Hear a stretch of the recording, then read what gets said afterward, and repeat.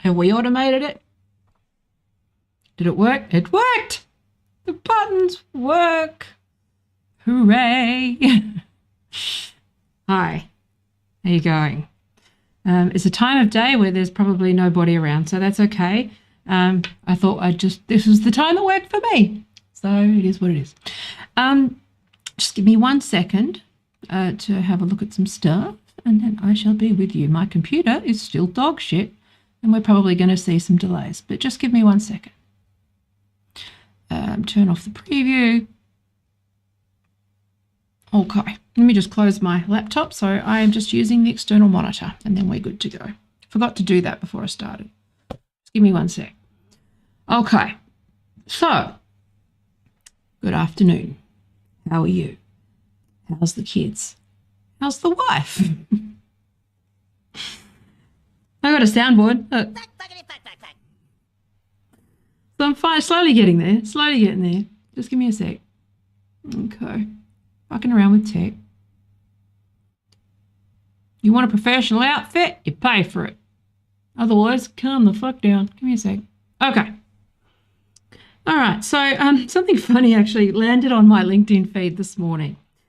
And oh my God, I couldn't stop laughing because I feel like some of the tactics that would have worked. Let me just check my audio monitor. Hang on. Let me just check. You ready? I just wanted to check it. Just needed to check my audio. Give me 1 sec. Where are we?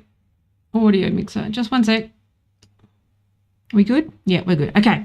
Sorry for messing around. I'm still configuring with configuring settings and stuff, and I've halfway through sort of mucking around with my stream setup, and I've had to sort of rearrange my whole studio. So that's fun.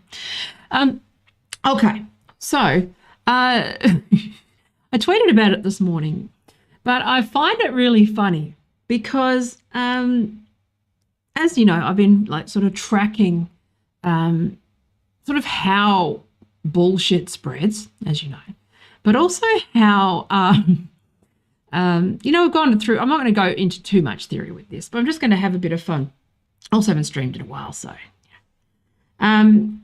And just talk a little bit about how embarrassing it is actually for certain people who are in certain bubbles. And I think that when you're in, again, when you're across like different silos of the same kind of thing, and you kind of zoom out a little bit and you start to see patterns emerge. One of the things that I've seen is this laughable tactic, which is to just accuse anyone who disagrees with you of being, you know, Nazi, transphobe, bigot, extremist. The one that I think is coming down the pipe at the moment is anybody who, the way that this works, right, is that what they'll do is, I've talked about this a little bit, the way that the right do it, okay? You know, that right-wing media ecosystem, again, we're just speaking generally because I don't have time to explain. But the right-wing media ecosystem, you know, the Daily Wire, Breitbart, you know, Fox News, you know, let's just lump them all in together. Sky News, you know, all that sort of stuff, right? Talked a little bit about how they, you know, will cherry pick a term or try to, like, you know, latch on or couple or lump in a bunch of different concepts, okay, which I know is funny because I just lumped in a whole different, like, a bunch of people, but you get what I'm saying. We'll move on. But the tactic is to sort of attach one term to one term that is technically a problem or incorrect, or they make a statement that where on a superficial or micro level it feels true. But then the second you sort of expand outwards, or the second that you add, you know, like they kind of just by association, right? They will just, I can't remember the word off the top of my head because I wasn't planning to sort of go this granular, but this is just a common tactic when you sort of know that you're being sort of lied to, which is that, you know, they will say something like, they'll just coin a term, you know, like feminism, okay? Well, which feminism are you talking about? Be specific. Are you talking about radical feminism? Are you talking about American radical feminism? Are you talking about UK? Are you talking, well, what are you, are you being, but they'll make these massive generalizations, okay? So that's one sign that someone's being a bit disingenuous. But the other side is that the other thing that, well, this is just a media thing, but what they'll do is they'll sort of deliberately use certain emotionally charged words, phrases, things that if you Google, okay, you'll look them up and you'll get a specific definition that goes, this XYZ is a conspiracy theory, okay? Now, this is the thing that I find really interesting. I'll talk about this maybe separately, but because I follow Wikipedia edits, the best way to sort of track what's coming down the pipe in terms of sort of media bullshit or media campaigns. This is before Twitter got purchased. I think it's going to be a little less successful now. You've still got that other media ecosystem, but I think we're going to see sort of a recalibration of that. But moving on. But how it worked sort of pre-Elon Musk buying Twitter, okay? Putting any other judgment on pause until I see, change. But I'm going to assume that this might change, which is that what they'll do is they'll take a niche term, like the right did it with mass formation psychosis, okay? And then they start to repeat that word.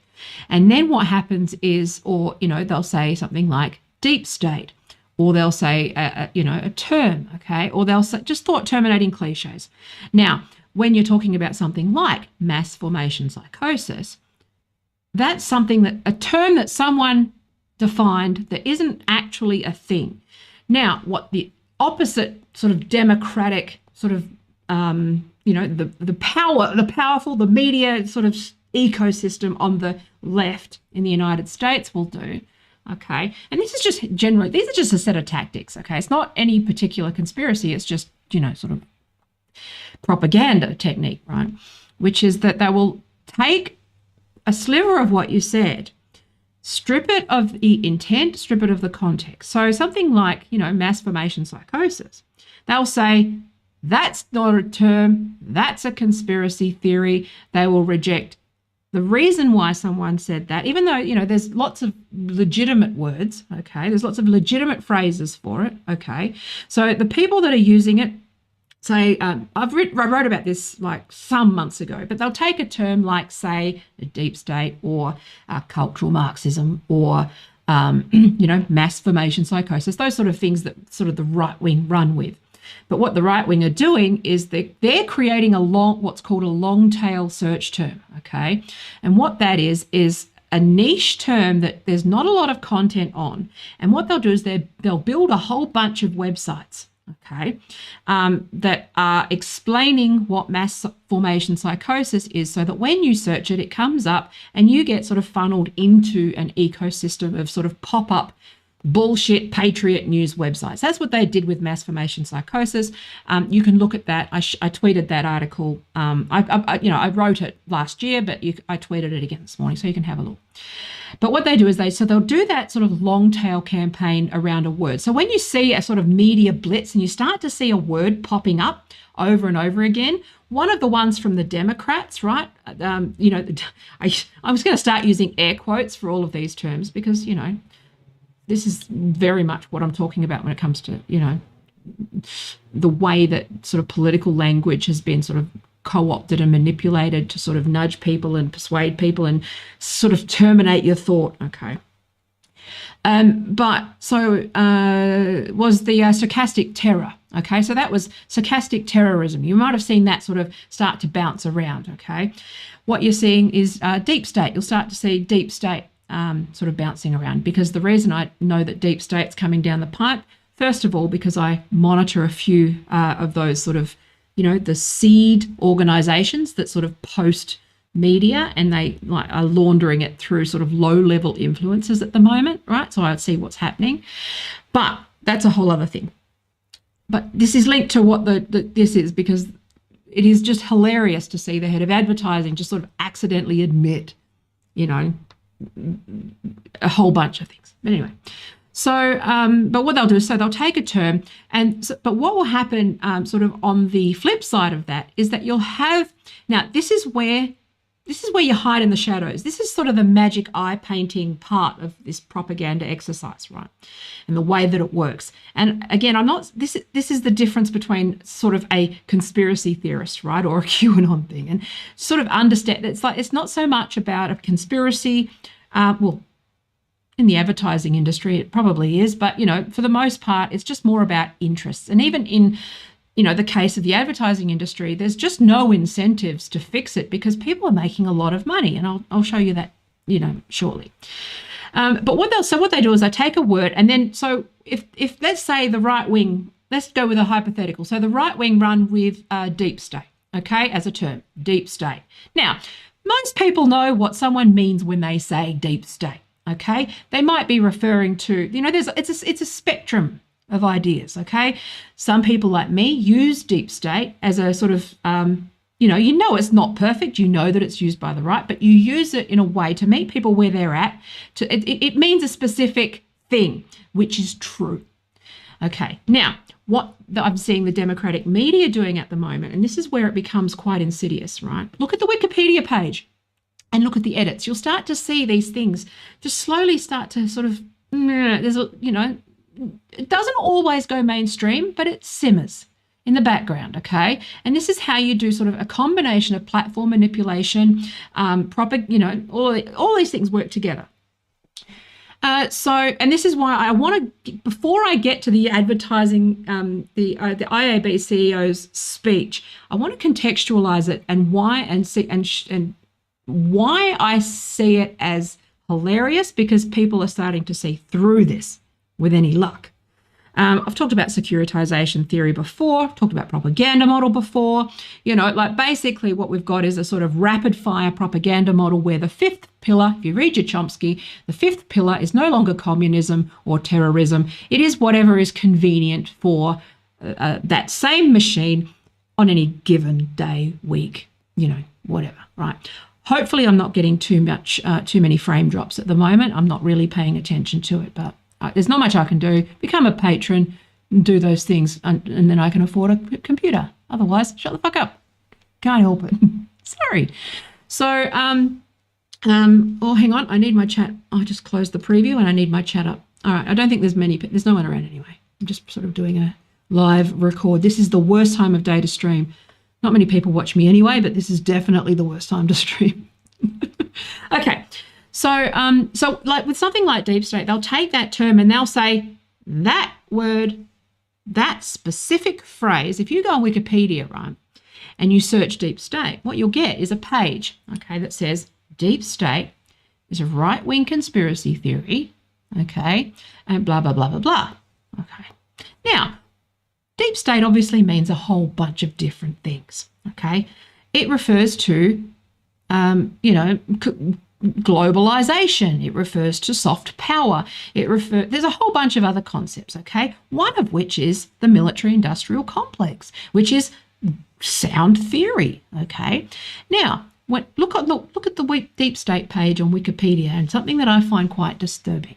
Now, this is where that lumping in, that sort of, attaching terms to other terms and sort of using it carte blanche to dismiss everything that goes with it is incredibly dangerous, but it's also how the sausage is made, okay? So, and this is sort of, like the way that, transphobe, bigot, alt-right, the way that, using the Pepe frog, all of these sort of labels, okay, Trump supporter to an extent, there's a grain of truth in it, but what they do is they sort of split it and they sort of quibble over the definition of one thing. Like it's a red herring, basically, in philosophy reasoning. It's quibbling, red herring. Go on a Wikipedia dive, you'll enjoy yourself, okay. So so let's use deep state as an example. If you currently go on the deep state Wikipedia page, which again refers to political economy, a whole bunch, it's just international relations, okay?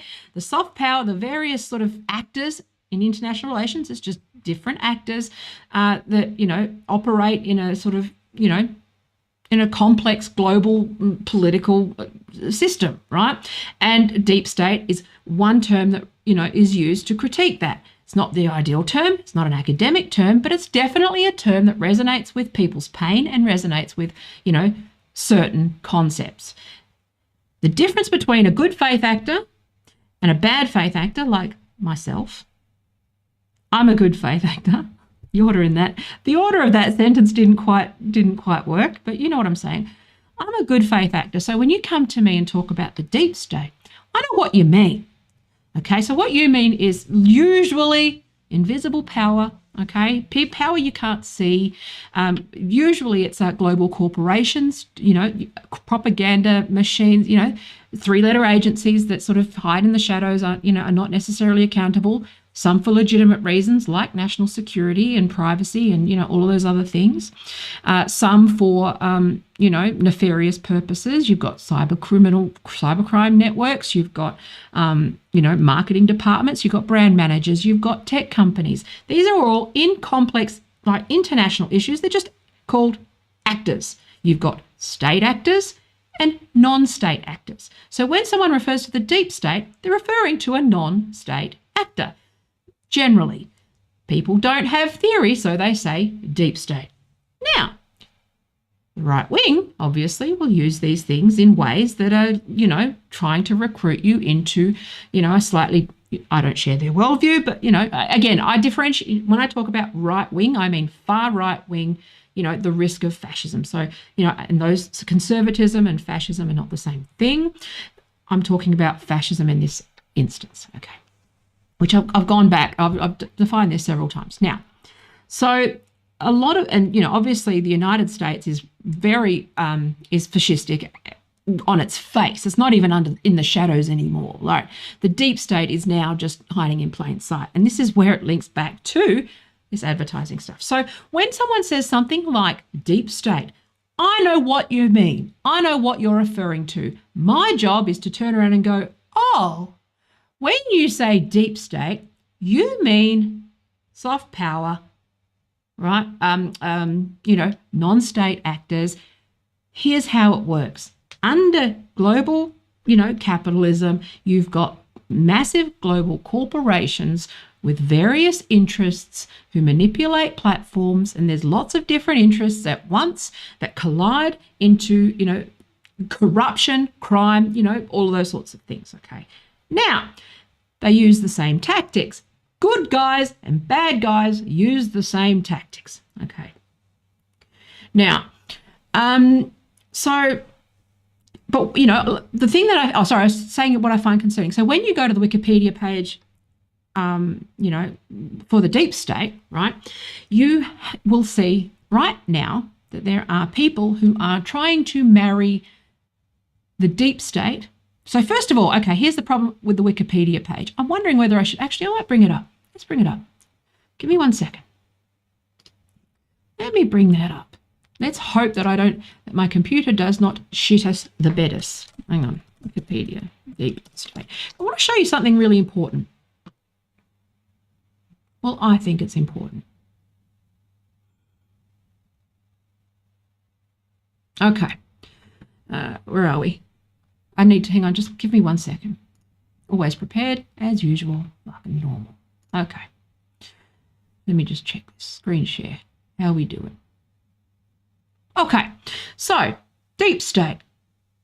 All right, this is laid out for a different thing, so just give me 1 second. Deep state. But this is interesting. So, there we go. Let me turn the preview off again so that my computer doesn't die. Where are we? Let's bring up the browser.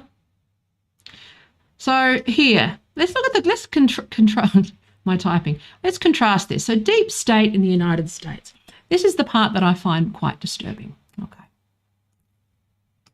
According to an American political conspiracy theory, I love how it's got its own page, the deep state is a clandestine network of actors alongside members of the federal government in high-level financial and high-level industrial roles. The theory posits that the conglomerate of individuals and entities work together in a secret allegiance to exercise power alongside or within the elected United States government. This is that conservatives are more likely to use the term deep state than liberals. Liberals, on the other hand, often use the term military-industrial complex, which they describe as a cabal of generals and defence contractors that enrich themselves through pushing the country into endless wars. So, see the framing here, right? A military-industrial complex, okay? That's a term. It's a political science term, okay? Now, see how they, and this is what I'm talking about, how they fuse certain definitions together in order to then, securitize a whole group of people. Right? So, now, obviously, Wikipedia is a moving thing. Again, not a monolith, but I'm just, if you want to see the battles behind these things, go to your edit and your view history, right? So a deep state is a type of governments made up of potentially secret and unauthorized networks of power operating independently of a state's political leadership in pursuit of their own agenda and goals. In popular usage, the term carries overwhelmingly negative connotations.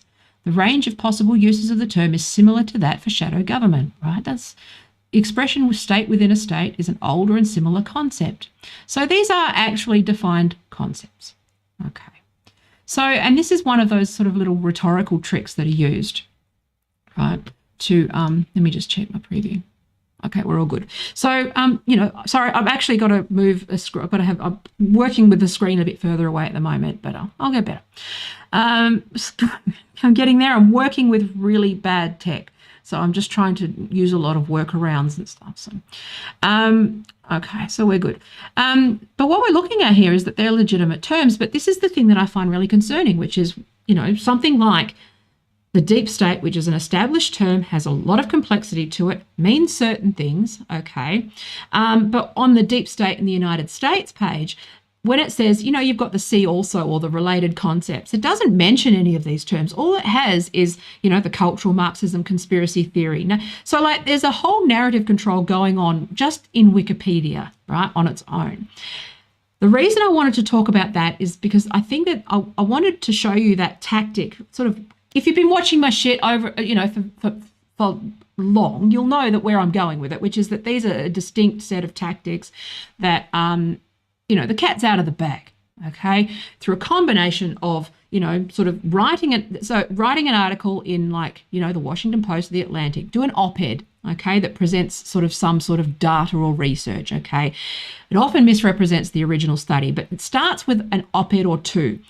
The main media outlets that they seem to use is Vice, Atlantic, and Rolling Stone, and a couple of others. Those sort of, at Wired is another one for tech and stuff. So there's this network of a few media publications who are usually ground zero for research.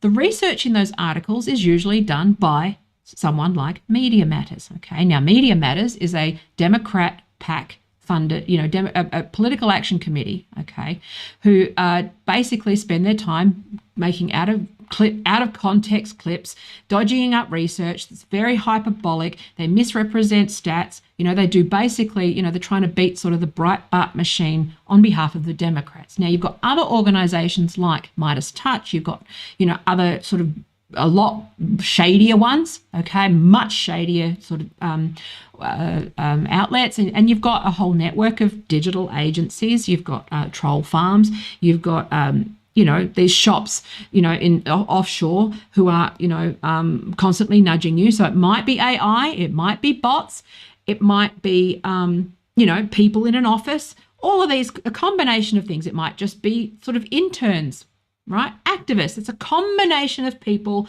sort of pushing all of these things, retweeting and boosting each other, and sort of manipulating everything that you see and the conversations that you have, and, with a view to trying to get you to change your behavior, change your vote, buy some shit, whatever. That's just sort of marketing. Okay.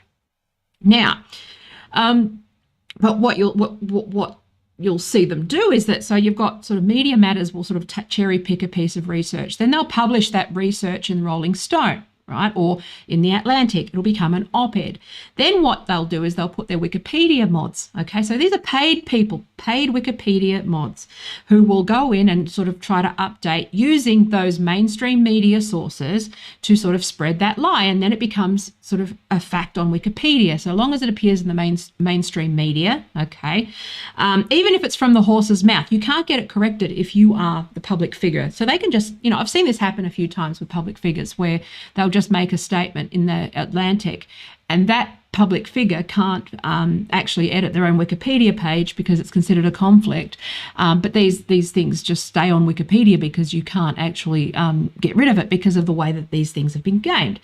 And this happened with kiwi farms where, you could just, enough people print it, okay? It gets referenced as a Wikipedia. This is how you sort of launder these ideas. People then start to say this stuff at the low levels of sort of Twitter, and it started the rumbling started in Tumblr and moved into Twitter, and now it's across all social media. So you've got this sort of low level sort of information sharing that's sort of, if you track terms like stochastic terrorism or those things, you see where they sort of, you've got these accounts where they're kind of tweeting the same thing over and over again until it gets picked up, right? And they're sort of, talking point tweets, they're kind of variations. Actually, that was a good example where you saw the PR for the richest man on earth. They sit in these groups of a combination of bots, influencers, and people who want to be influencers. And then you've got sort of, like MLM, you've got your low level, your medium level, and you sort of, if you keep sort of sharing their bullshit and not ask questions, and, they'll sort of elevate you and you become more trustworthy, you sort of get up that ladder of engagement. Okay, coined by Obama. But you'll get up to sort of, up through those levels. So there's that. Then you've got bots who just amplify and amplify and amplify. Okay, now, it's not just the Democrats. That's sort of the Daily Wire model. Okay, and it's sort of a different, combination of bots. They have massive amounts of architecture. They have employees whose full-time job it is to amplify tweets, amplify social media, post on social media, code websites, code Twitter bots, all that sort of stuff. Matt Walsh got caught doing that recently, okay? Because when Elon Musk opened up the view count on tweets, a few people noticed that he was getting more likes than he was views. That's a Twitter bot that is automatically putting thousands of likes on his tweets in order to manipulate that platform, okay? That's something that the view count has exposed on, a few accounts. Obviously, they've had to self-correct now, so they have to make sure that they, updating their scripts to sort of pull and view so that it counts as a tweet. There's ways to do that too. They had to update their code. There's evidence all over the place. It's just there's a lot of stuff, there's just a lot of moving parts to it, and that's why, it's difficult to explain. But that's why you kind of also got to reverse engineer these things. So, you've got that climate of fraud. You've got that sort of you've got all these relationships, you've got a known tactic, you've got known strategies. You've got this thing where every time you say something that's a bit true, you are then lumped in with, the whole big problem. Okay, so that's just a thought-terminating cliche, which is basically how thought reform works. It's how Scientology works. Call you a bigot, attack, attack, attack, attack, sue, use every attack vector at their disposal to get you to stop talking about it. Okay, fucking Scientology 101 or cult 101. But this is just a set of tactics that has just permeated throughout the advertising industry. Okay, but what's also really is interesting to me is that they've been called out on it several times. Okay, there's been studies, reports from experts who track sort of cybercrime, fraud, all that sort of stuff, that the vast majority of pay-per-click advertising, okay, now, if you're like a normie and bored, I understand if you're bored by this, but this is sort of, I'm also catering sort of somewhat to the industry, so bear with me, okay. So pay-per-click advertising, the way that the business model works is that when you go to a website, you will the win-win business model that was sort of pitched to us in the early days was that if you are a blogger, you can make money if you put ads on your website. The advertiser benefits because they can put an ad on your website. The viewer, the user, or the person visiting your website benefits because they get an ad that they might be interested in and they might want to click on. And so the reason why that they wanted all those cookies and all that behavioral data was because they wanted to make the ads more relevant to the user, right? A foundational principle of sort of SEO, of search engine optimization, SEO, which is something you might have heard of, and SEM, which is search engine marketing, which is, slightly different. They're related to each other. Okay, you've got optimization and SEO fits under SEM. Okay, then you've got pay-per-click, which is PPC. Pay-per-click is where basically it's like an auction. So every time you go on a website, advertisers bid for that space in that moment for you. Okay, might be a few cents, might be a few dollars, depending on what it is. Okay, so basically that whole system was designed to create a sort of win-win-win situation for advertiser, creator, and user. People found the products that they wanted. They clicked on the ads that were relevant to them. The blogger made a bit of money, and the advertisers got to sort of get some eyeballs. Okay, that was the intention behind it. Obviously, they got away from it. But it comes out, like in there was a 2015 famous report that ad click fraud. So you could just make a script that just automatically pretends that there's a viewer. So pretends that someone simulates clicking, and the advertising agency gets charged every time you click on the ad, and the agency makes money. Okay, so how advertising is set up in terms of pricing. This is important, okay, because I think it'll lead to my overall point. So the way that advertising agencies, digital agencies in particular, structure their advertising, the way that they charge their client is usually through a percent of spend. So usually it's like a monthly fee. You set a monthly budget, and 15-25% of that is the percent of spend is the money that the agency pays plus a retainer, right? So because there's costs in setup and creative and all those things. So that it's obviously a highly variable. There's lots of different factors that go into that cost, and everyone's pricing structure is different, but it's just the more that the agency spends on ads, the more that they earn. Okay, so that creates no incentive really for them to make it so that the advertising agencies spend less. Okay, that's one of my beefs. It's partially why I sort of stopped all of this work, because I realized that if you were doing the right thing, you're going to get fewer clicks. If you're not sort of oriented towards click fraud or boosting your numbers, all of the incentives exist to inflate all of these numbers. Okay, there's not much conversion. Okay, there's not all of that sort. Anyway, so say you buy, like one of my bugbears was remarketing. So when how like if you visit like a retailer and you look at a product and then you buy that product, and it gives you ads for the same product. And it's like, that's really bad remarketing, because that's an opportunity to sell you something else. Or again, the idea of it was a good remarketer would be, well, you visited the website, offer them a discount code in that ad, or offer them something else to get them to return, not try to sell them the thing they've already got. But no one's going to fix it, because the more impressions that they get, okay, an impression is an ad on a website, okay, the more impressions that they get, the more they get paid. So it's the way that the pricing model, from a small agency point of view, the incentive is there to pay per, for spend, a percentage of spend. They're incentivized to spend more on behalf of the client, not less. Okay, they're not incentivized to be more effective or more honest. Okay, they're incentivized to have their pricing so that they spend more.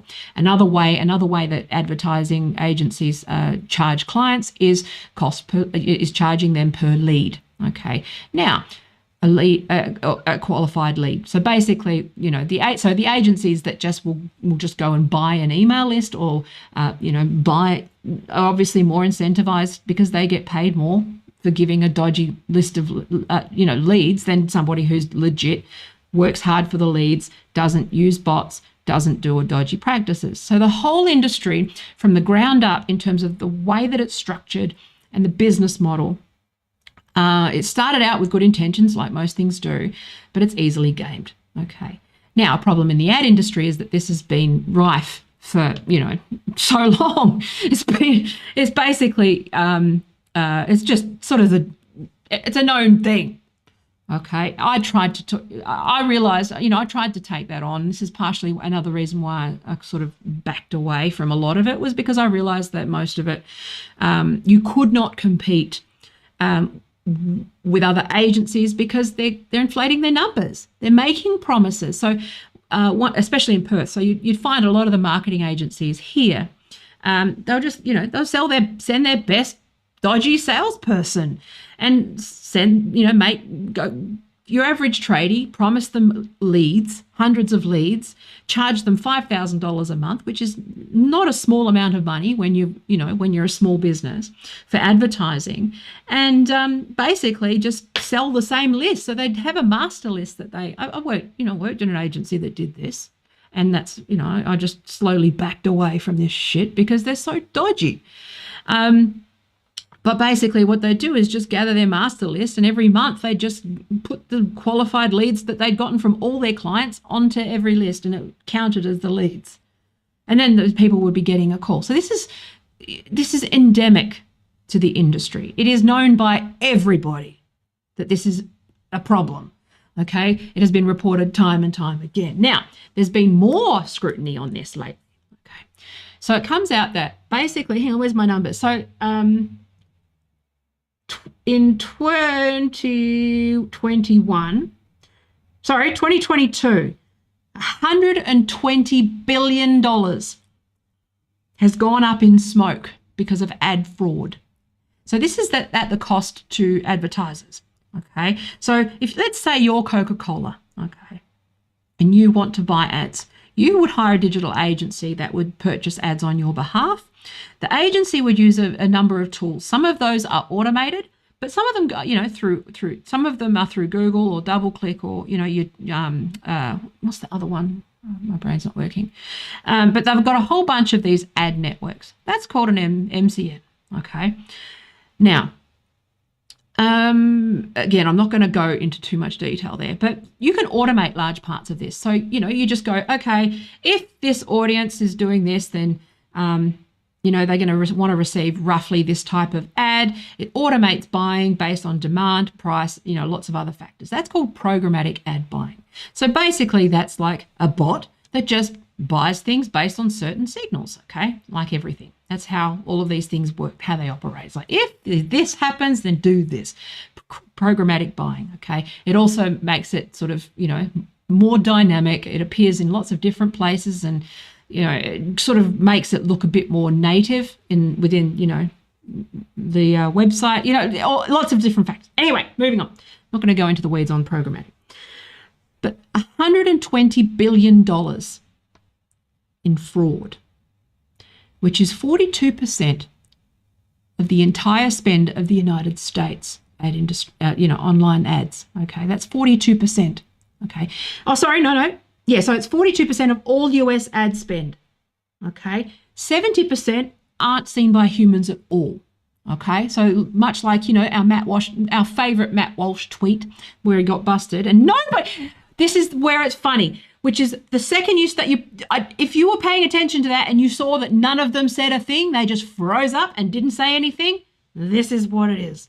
Because they're all doing it, and their assholes clench up because it is just a known thing, and it is a thing that you just don't talk about. You just don't talk about it if you want to be working or taken seriously in the industry, which is that we know that roughly 70% of all ad spend and all ads and all of this shit doesn't actually even get seen by a human being. It is just bots and these networks and fucking all these things, just all sorts of scripts, right? Wi-Fi, click on this ad to get Wi-Fi, all these sorts of things, okay, are there to just sort of collect money, okay? So there's so many points along the way where you can just pull in like money, okay? So anyway, so the layers of fraud are immense in the advertising industry. This is known, okay? Much like, this whole idea that we're supposed to reject all of these, eyes and ears and what we think is true, like I was saying about, the word deep state, okay? That is something that we are now suddenly supposed to reject as a conspiracy theory just because an American media outlet has decided that that's a conspiracy theory, okay? Much this, or those who had reservations around vaccines or had, had issues with the gender debate, had, all these sorts of things where you've seen yourself being gaslit so many times now that it's just a constant pattern, right?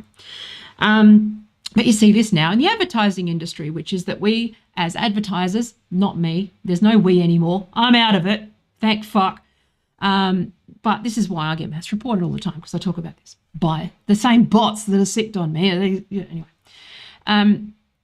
But the same sort of open secret, okay, is that first of all, that this is endemic in the advertising industry.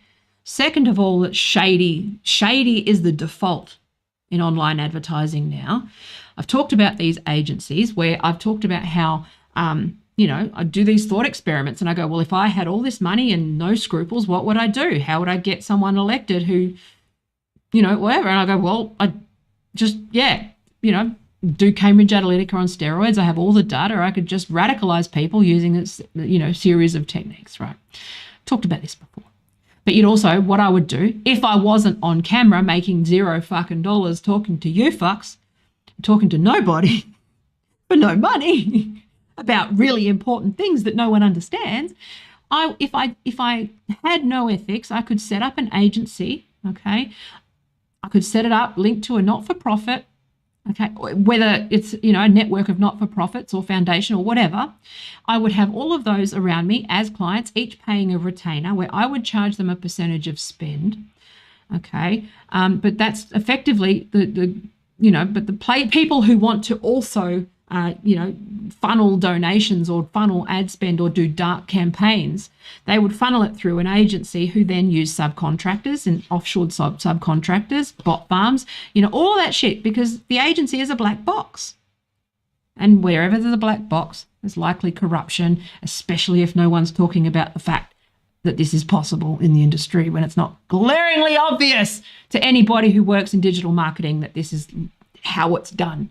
And if if it can be done, it is being done by bad actors. That's just how, that's how security works, right? But yeah. So Elon. I couldn't not do that. I've got these things now. So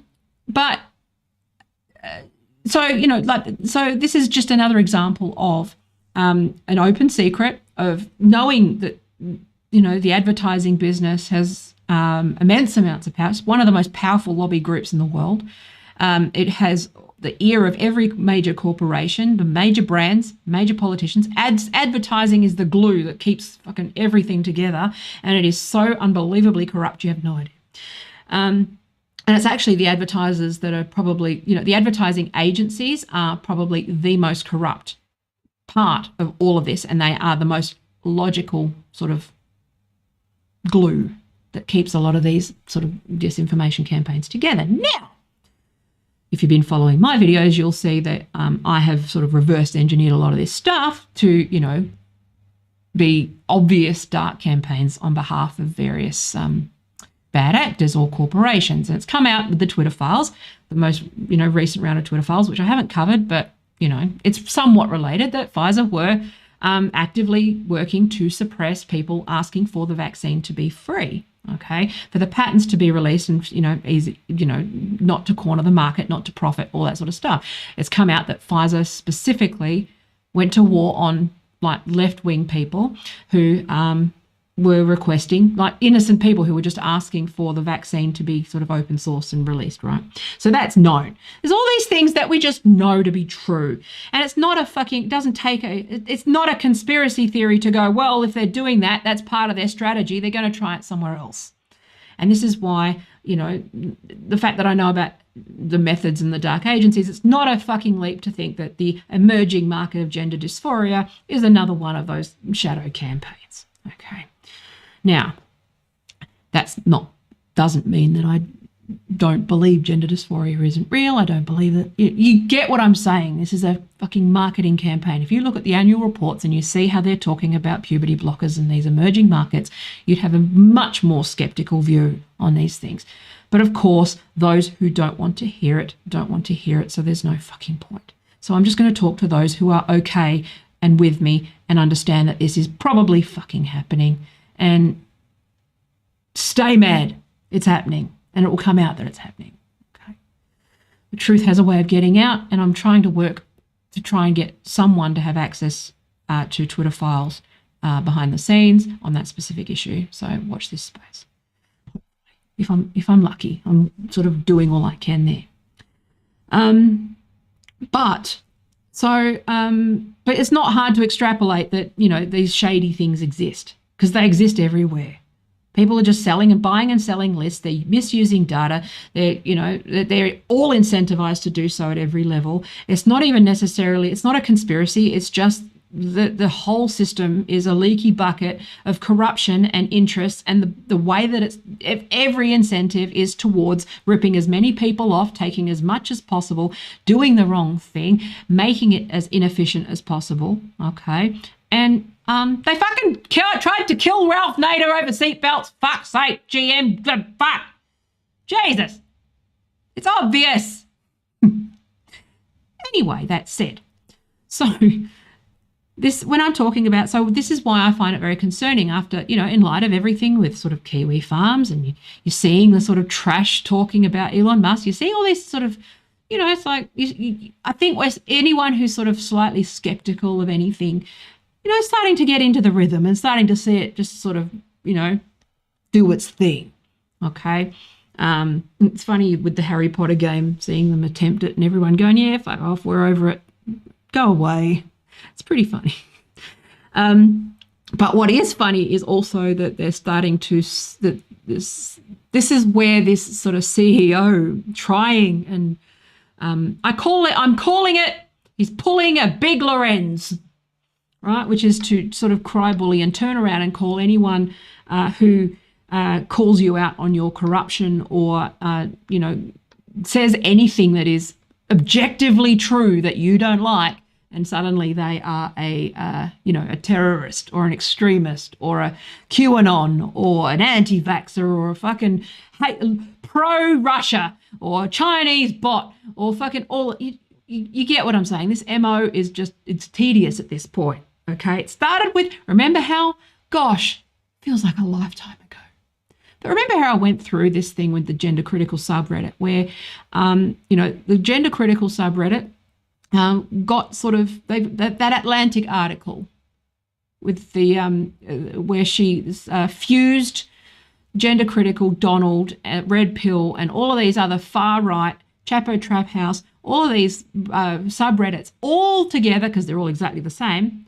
But what it was used as a sort of blanket term of problem communities who deserve it, all because they were linked to Donald Trump and Trump supporters. And, you know, again, that's a whole fucking other thing of, it's a diverse group of people. Anybody who doesn't see that it's a diverse group of people,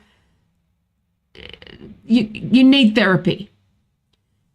You need therapy. If you don't see this for what this is, it is a very good sign that you need some fucking psychiatric help and you have been radicalized, because these are facts, okay, that Trump supporters are not a monolith. There was a myriad of reasons why people voted for Trump. You don't have to be a right-winger to have voted Trump. You could have been populist. You could have just been, you know, lots of different reasons, okay? People are angry. People are upset. Fucking, you know, like I joked on Twitter this morning about how this speech was like, he went into ChatGPT and asked for a fucking Hillary Clinton speech, but for advertising, okay?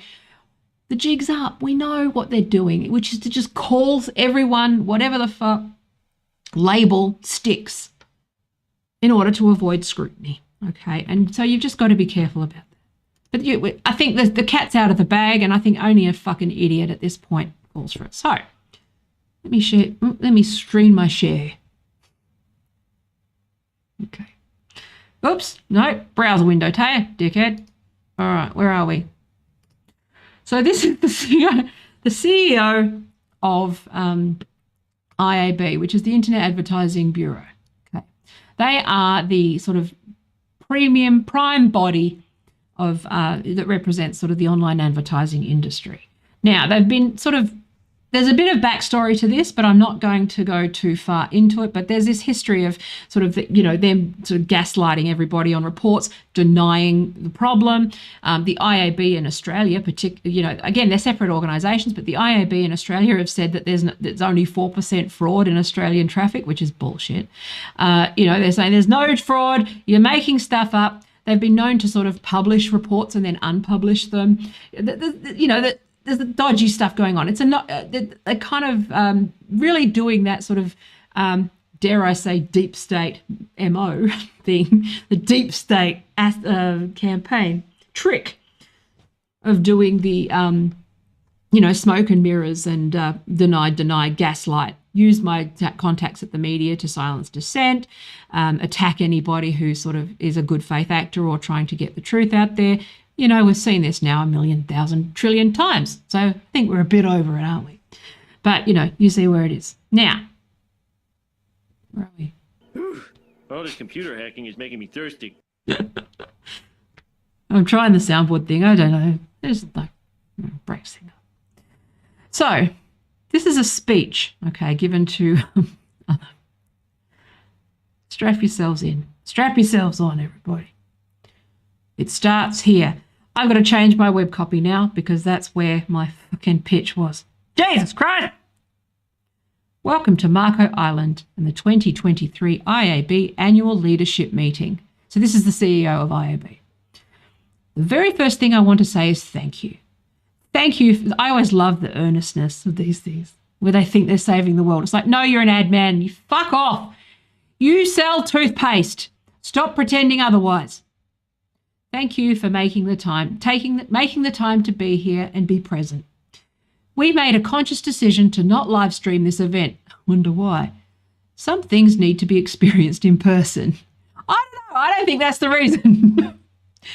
I think maybe it's because advertising's a bit evil and you guys are talking about shit and you've seen what happened to the World Economic Forum and you thought, maybe this should be a little bit, under the radar. Turns out, the speech got leaked anyway. So,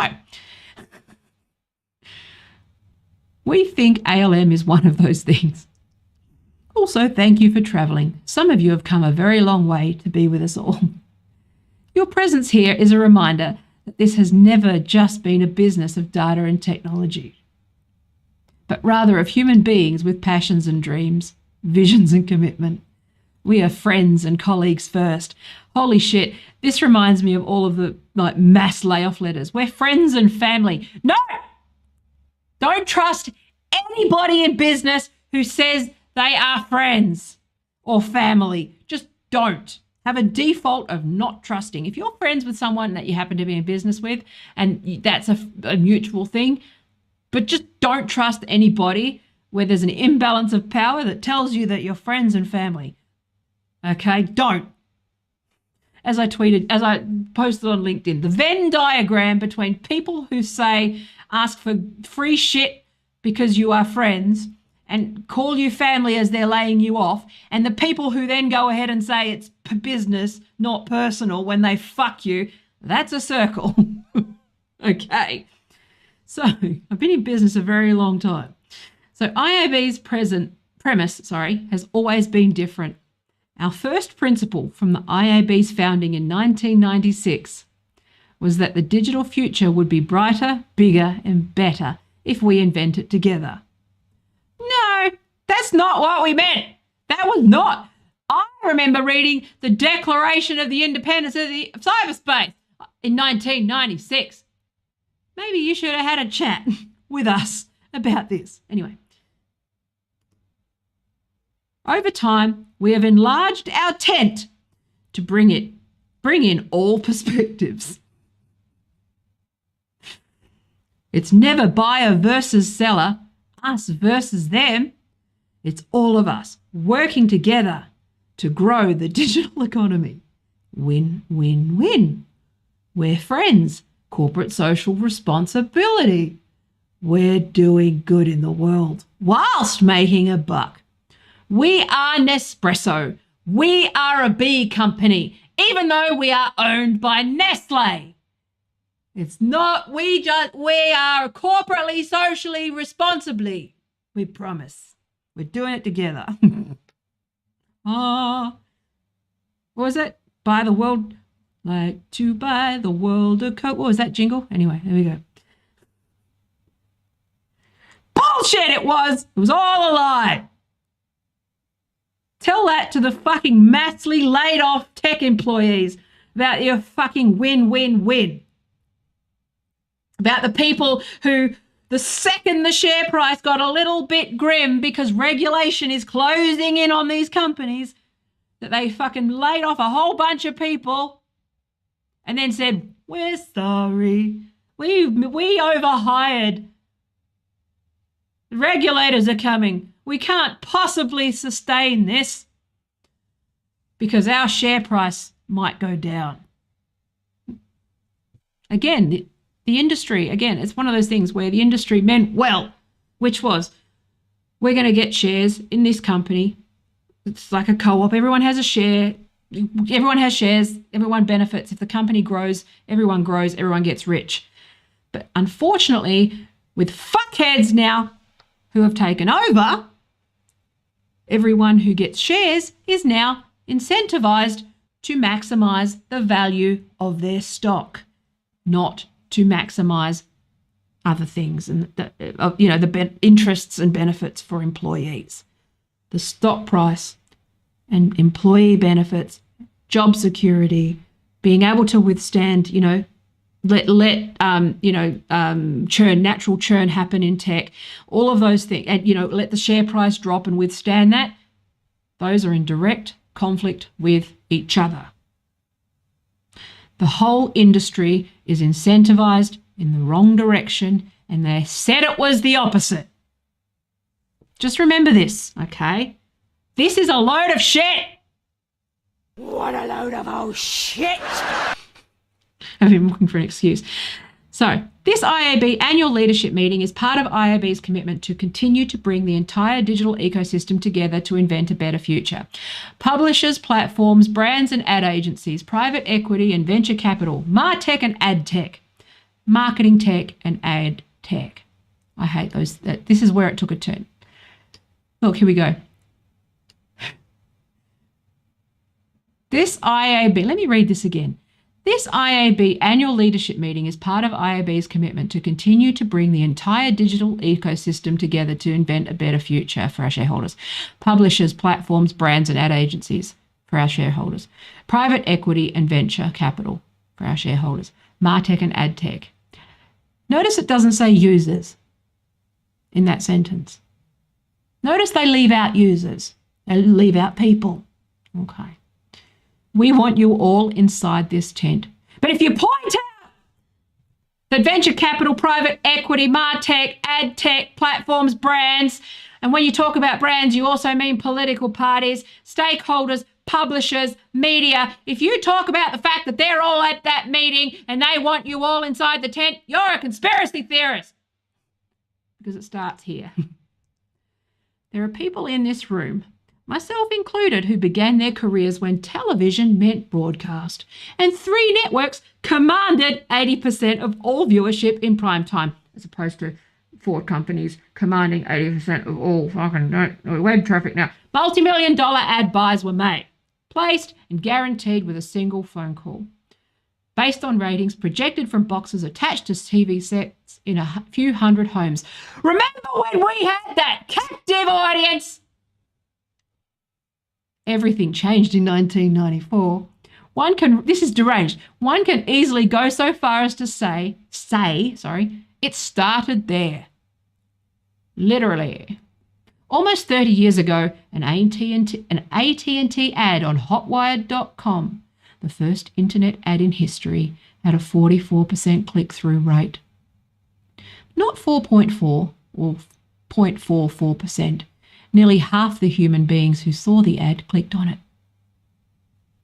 Bots hadn't been invented yet. No, but the AOL portal fucking got there quick, smart. Yahoo fucking portal got there quick, smart, didn't it? Saw an opportunity to fuck it. I love how these parallel histories go. It's like, this is not what we were sold. We were sold community. We will user focus. You left your users out of this. The whole time they kept telling people like me who were working on behalf of users and community and public interest and for the public good, that if we did a few ads, it was a win-win-win situation, only for them to turn around and leave them out. Yeah, Your Honour. Bots hadn't been invented yet, and fraud barely existed. There was one acronym for video, TV, instead of today's alphabet soup. Regulations were few and compliance was easy. Yes, and you fought that tooth and nail, and that... Did you learn? Yes, it was. Compliance was... It was just, I can't, the more I read this, I have read this 3 or 4 times, and I can't get through without just raging on the whole fucking thing. Because the story, the rewriting of history with this fucking speech, and this is the natural conclusion of where we are, and we will get to the fucking rest of it. They act like it was always their right to be in your brain. Oh, well, we're the good guys. We're legitimate. We had the right to be here. We created win-win-win scenarios for everybody. Even though in this speech I leave out users as stakeholders in our shit.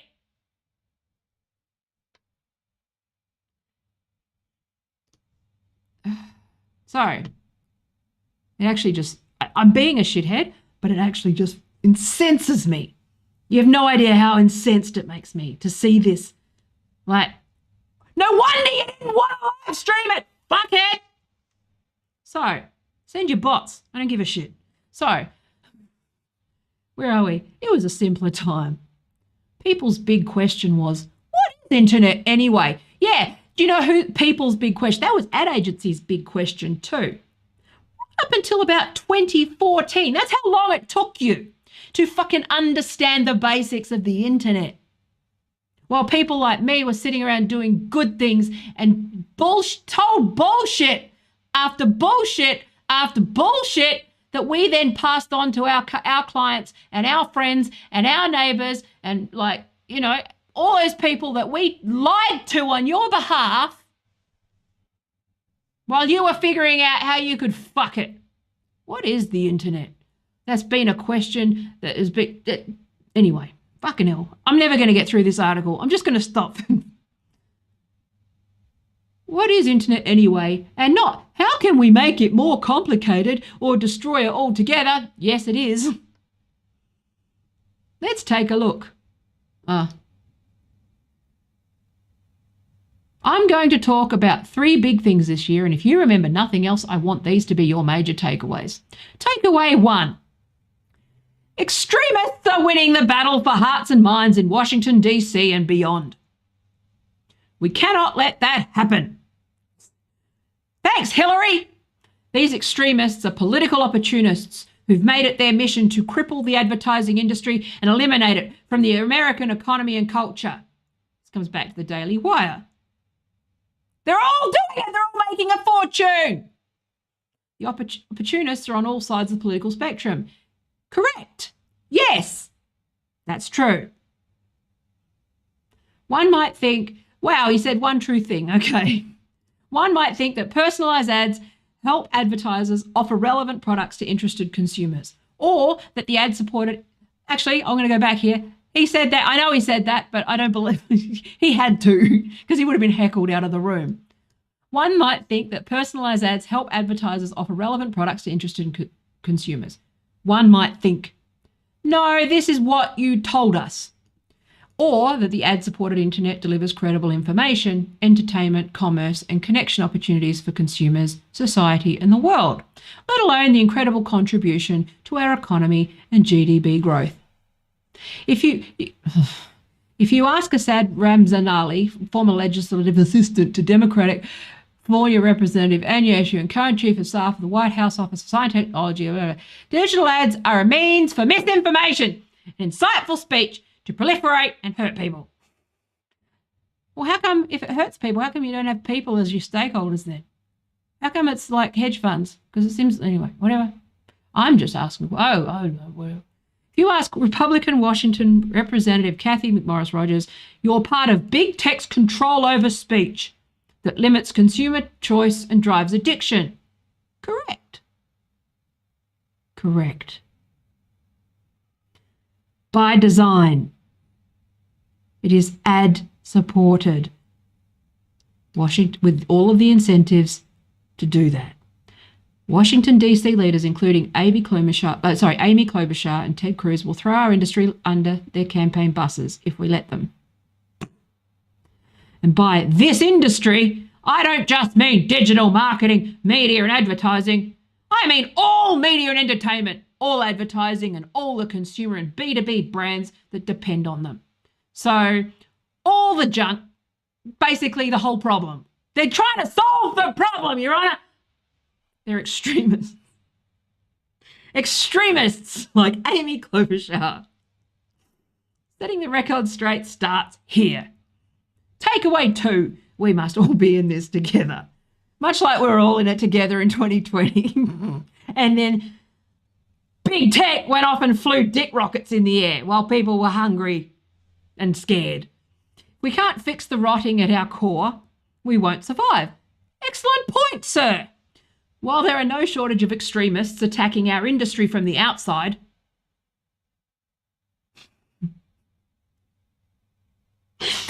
there are some attacking it from the inside out. Most notably, Apple exemplifies the cynicism and hypocrisy that underpins the prevailing extremist view. Apple won't let us put our cookies in there. Fuck Apple.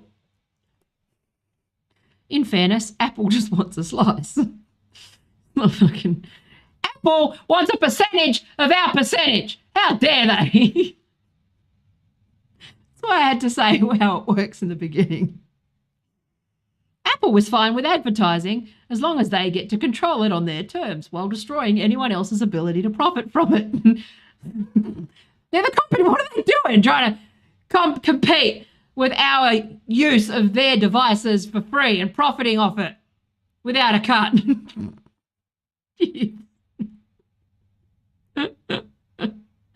They've done it before to other industries and they'll do it to us if we let them. I'm upset. They're trying to exploit us. Apple are exploiting us. We know we need to own our own labour. I'm a socialist. Apple are the landlords, not us.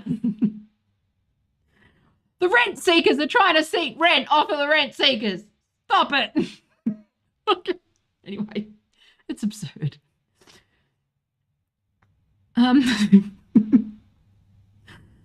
Sorry, I know it's not, I'm being childish. I just can't help myself. ChatGPT, can you do me a speech about advertising that reads like Hillary Clinton wrote it in 2017? Thank you. So, there is obviously, to Apple, using behavioural signals are perfectly fine if those all happen within the Apple ecosystem, but unacceptable if they happen elsewhere. Yeah? Privacy! There's obviously a clear difference between Apple's personalisation and others' tracking. Good point. True. Yes, I would argue it's all fucking bad. Your conclusion's wrong. Apple does it too, ergo, the users don't matter because they're not a stakeholder. Who gives a fuck about the user? But what we'll do is we'll sell every agency on the fact that they're supposed to be user-centered and user-oriented, even though the large portion of people that have been laid off in the tech industry has been user experience designers, ethicists, fucking policy people, and trust and safety people. But we care about the users. We really do. We definitely, what we do is we care about the users. We need everybody at the table and everyone working together, except the users and people who work on behalf of the users. We need venture capital, marketers, ad tech, martech, publishers and media and brands. That's who we need at the table. We're in this together. We need them in the tent. Meanwhile, we'll put people in tent fucking city. Growing the big tent and tackling industry hypocrisy starts here. It really does. My final hopeful takeaway is this. Digital remains the greatest opportunity for society and our role in it. It is the great equalizer, the great democratizer. Us, venture capital, ad tech, martech, fintech, financial companies, brands, what was the other one? Commercial interests, advertisers. Not the user, not the people. Not people who are trying to, do government policy and reform tech power. They're extremists.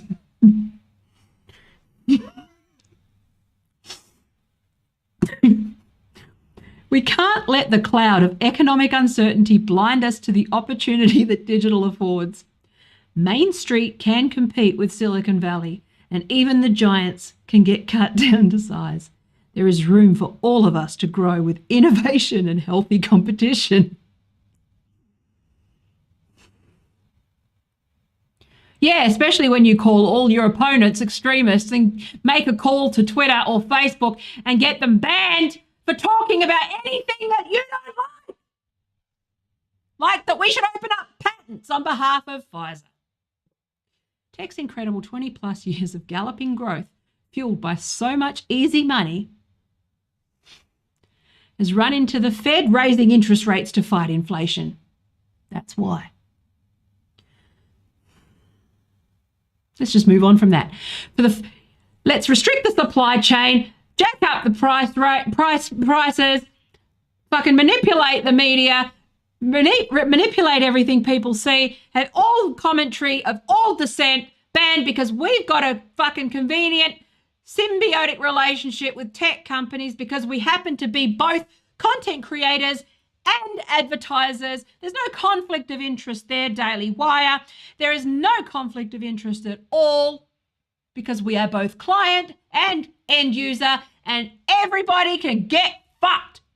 You're in the tent, not the people that we promised that we were helping and the people that we use as cover for this evil fucking industry that I had to quit. This is why I quit. Because they told me that I was going to help change things for the better, not make things like this. Anyway, for the first time since the turn of the millennium's .com bust, when you did it the first time, this way, when you tried to fucking... anyway, rewriting history. That happy accident that caused the .com bust, that wasn't driven by speculation, stock prices, and and advertisers trying to create, trying to reinvent the internet and make it profitable. That had nothing to do with it. I was there. There were people that were there, fuckhead. No wonder you didn't want to stream this. No wonder you didn't want to stream this fucking thing. I'm streaming it. I got nothing to hide. So, for the first time since the turn of the millennium's .com bust, there are at-scale layoffs and folks are hunkering down for uncertainty over the coming months.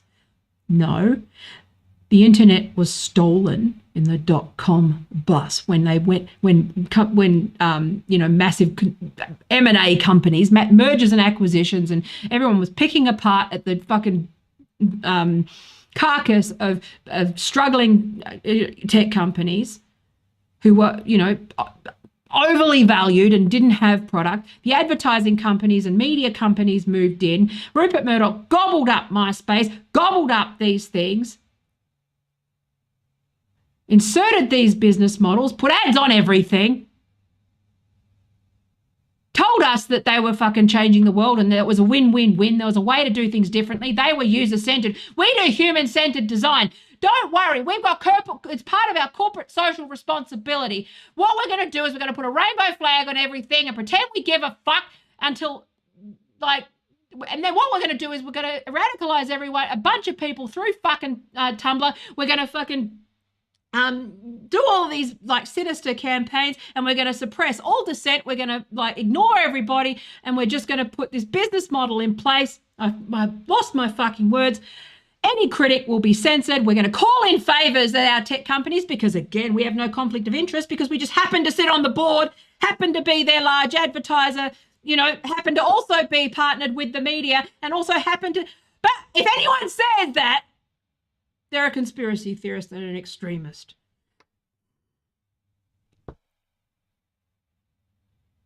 And an anti-vaxxer. Hate speech. That's what happened. They stole the internet, sold it back, stripped it for parts, sold back something different to us, gaslit everyone who says, you know, otherwise, and then successfully nudged everybody who uses social media into a fucking letterbox, their worldview so narrow that now you can't even fucking use a word like military industrial complex without being fucking accused of being a conspiracy theorist. Anyway, where are we? I lost my place. I've always been this industry's biggest cheerleader. I know, I'm sure you have. Built on a healthy dose of curiosity and some skepticism. And an MO of calling all your critics Nazis. I believe, and sales funnels that radicalize people. They sell lipstick and toothpaste and, you know, elections and ISIS and bombs and, you know, puberty blockers and, you know, suppress anybody who asks for open source or, you know, goes to war with anyone who fucking challenges your power. Go fuck yourselves. And then tells people like me that we're not user-centered enough and we've got an attitude problem. And like, what's your history?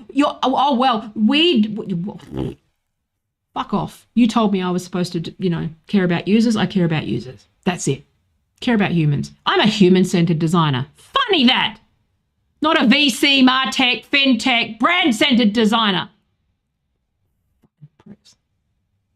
If you work in advertising and you subscribe to this view, you are not a human-centered designer. It is written in black and white that you're not a human-centered designer. Humans don't get a mention. I'd like to point that out. Users don't get a mention. So, smoking gun, everybody. They don't give a fuck about you. They care about their tent. Their tent is a glamping tent. And yours is a fucking tent under the bridge.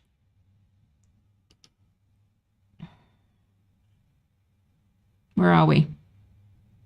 I'm pitching a tent from the boner I get from seeing this fucking implode on itself. That was an accidental joke. So it's time. Funny when I'm ranting. Where are we? I lost my point. Okay. Oh, yeah, here we go. I believe a wave of creative destruction is heading our way and is a necessary corrective. It's already creative destruction. Yes. It's already gone.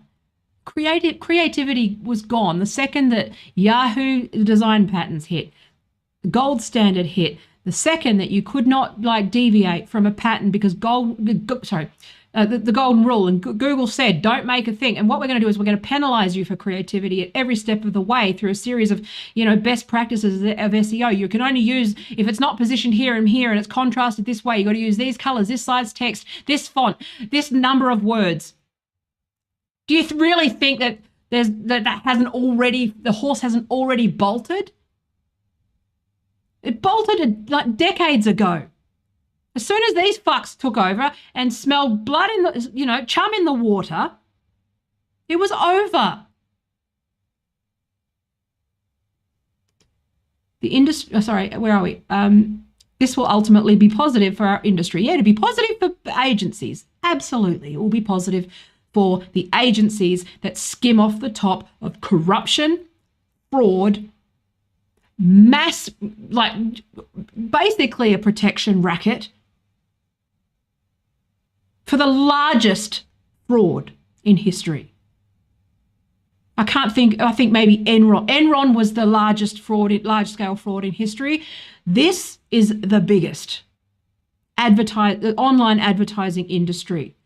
$120 billion was directly pilfered from the wallet of global corporations, and corporate marketing managers don't give a fuck because they get to put a line in their annual report that says they have invested X amount in advertising and they are doing and they have achieved behavior change, or they have nudged the needle, or they have sold on ideas. They've done an awareness campaign and done fuck all except cause a mental health crisis, addiction, fucking gaslighting, paranoia, division in families, fucking, broken families apart because they want to polarize people for lols to sell a few units of a vaccine or a puberty blockers or fucking lipstick or a fucking game.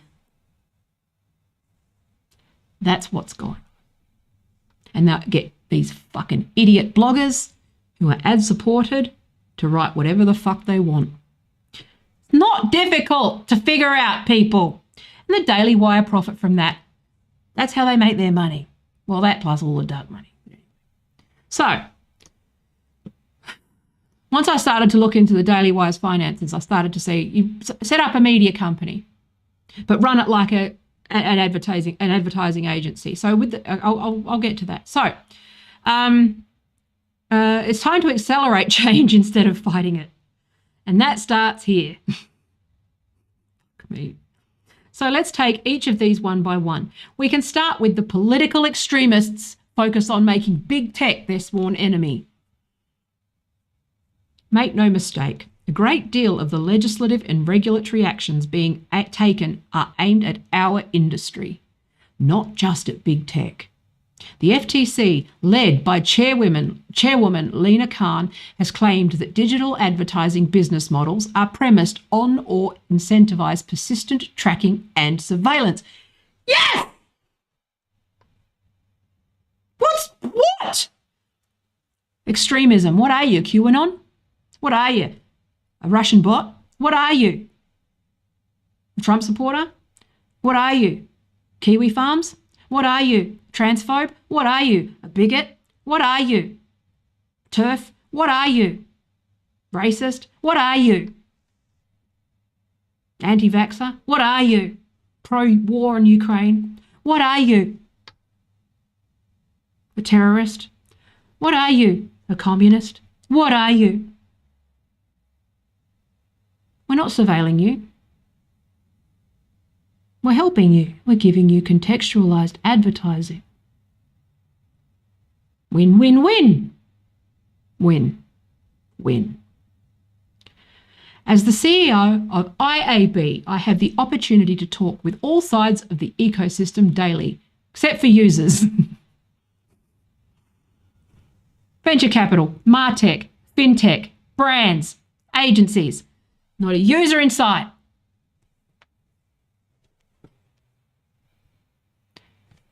Also left off government stakeholders.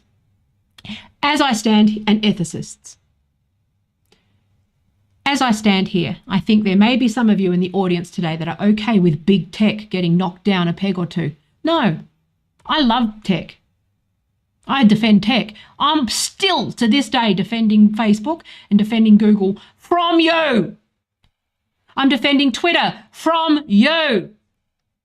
You got it backwards, fuckhead. It's you.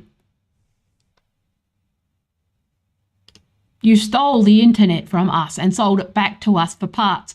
It is a protection racket that robs $120 billion a year to date so far. That's the running figure. It's 20% up from last year.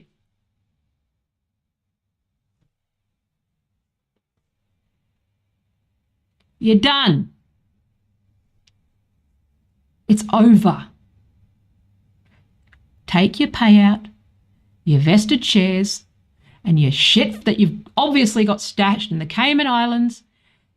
Take your fucking corrupt bullshit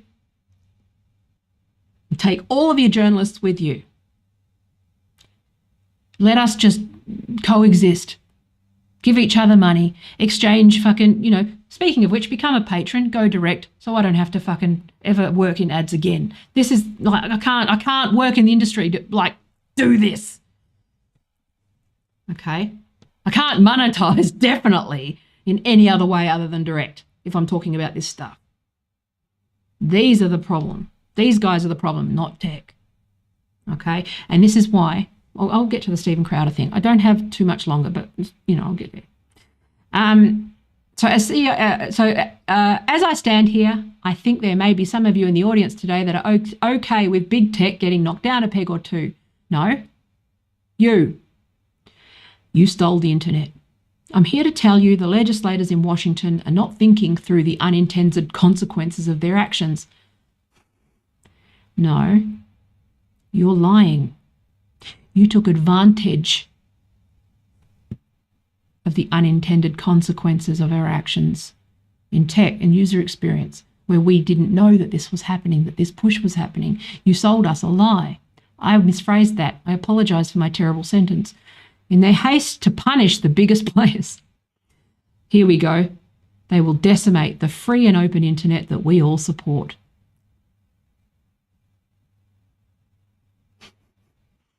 Except for the fact that the second Elon Musk bought Twitter, you withdrew all your ads because you thought that no frogs might be on there.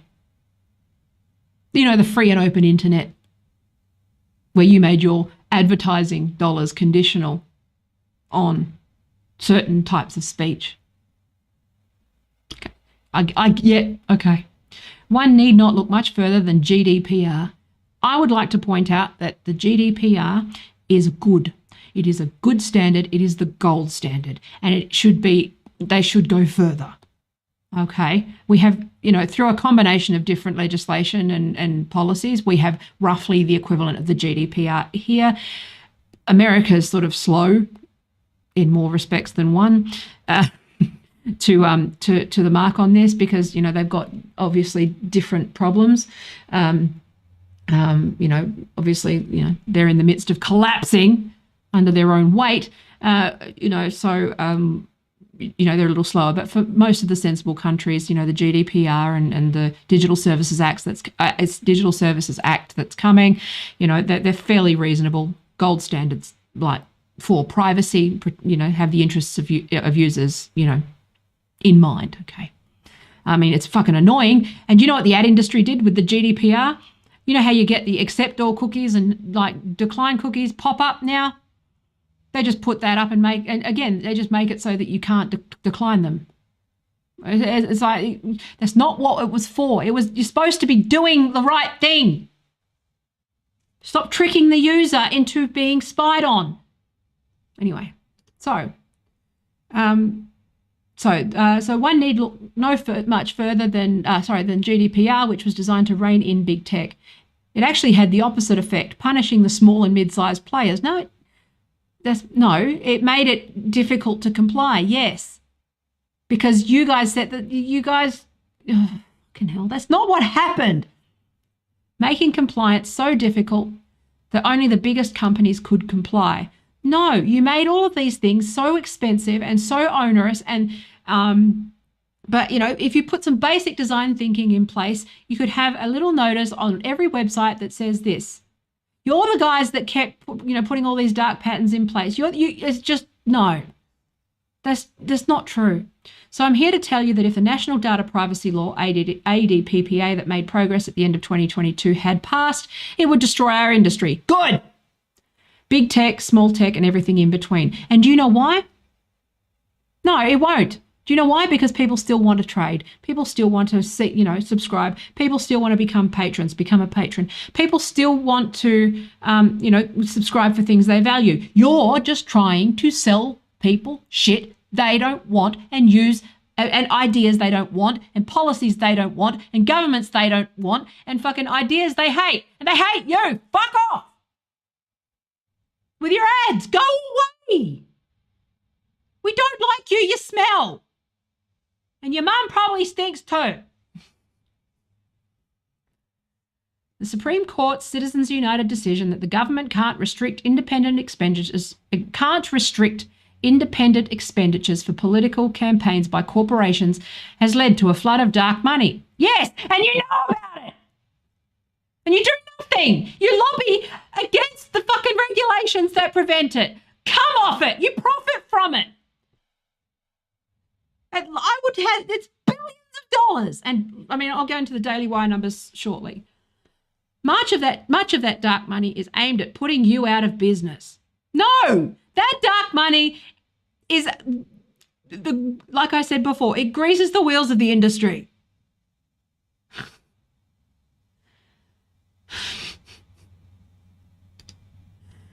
The way that they hide behind mum and pop operations and small business, knowing they know this. They know about these, they run them routinely, especially at this fucking conference where the biggest agencies have subcontracted agencies that are fucking offshore that are running these troll farms as we fucking speak. Look up acronym. I've talked about them at length. The acronym, nudging the needle. Cambridge Analytica. It's not, they were the fall guy. Every agency engages in these practices. I say this as someone who owned an agency. I love digital. I love what I did. And I found myself unable to compete, and I figured out why. Because these guys are buying bots, they're selling their list, they're making promises that they can't deliver on, and 70% of it is being fucking harvested and vacuumed. That's the people who are being ripped. That's the people who are ripping off the fucking businesses. The people you represent and pretend don't exist. You do this happened when I was on the news the other day, this whole ooga booga fucking offshore like disinformation. It's onshore. Democratic PACs. Fucking, I've documented it. You can look at my other videos. Anyway, I hope my mic's not picking up too much. It might be, I'm not looking. So just look at the venomous accusations leveled at us by Accountable Tech, one of the more virulent anti-advertising groups trying to shut down the ad-supported internet.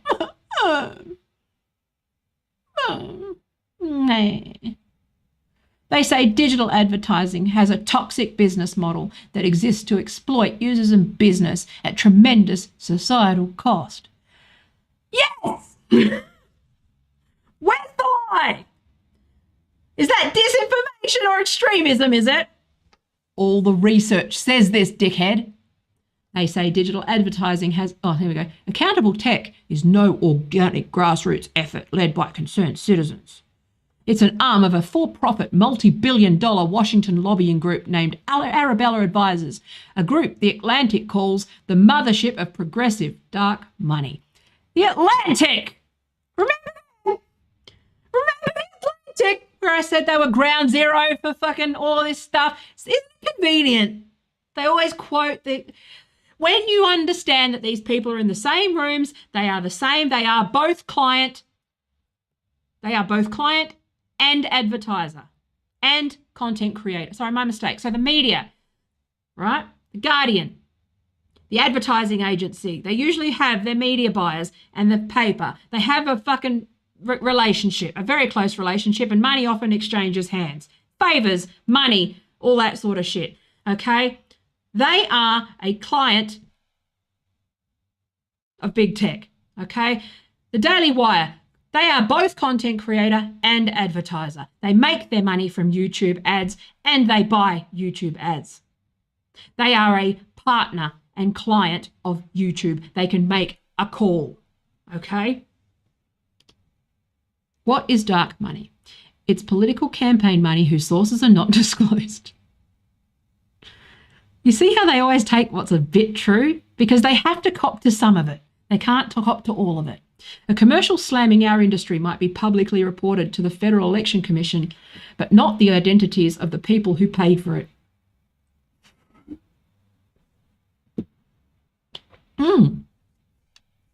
That's true. And guess who bought it? Who paid for it? Who runs it? The advertising agencies that you're talking to right now. What? What are you, Kiwi farms? Dark money funded by extremists on the left and right are attacking our industry on both sides. Extremists on both the left and the right, everybody. I don't think that's, I used to think that was just that people don't know. I think it's just on purpose. There is no left and right. It's the same. He's using democratic tactics and Daily Wire fucking tactics. They're the same fucking tactics. One's talking about fucking M&Ms in high heels and the other's moaning about Harry Potter. Okay? Same MO. So dark money funded by, oh, here we go. They don't care that digital advertising enables the World Wildlife Fund.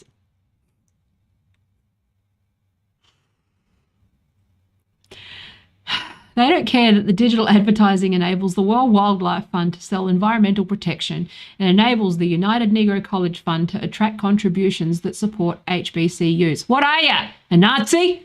You hate pandas?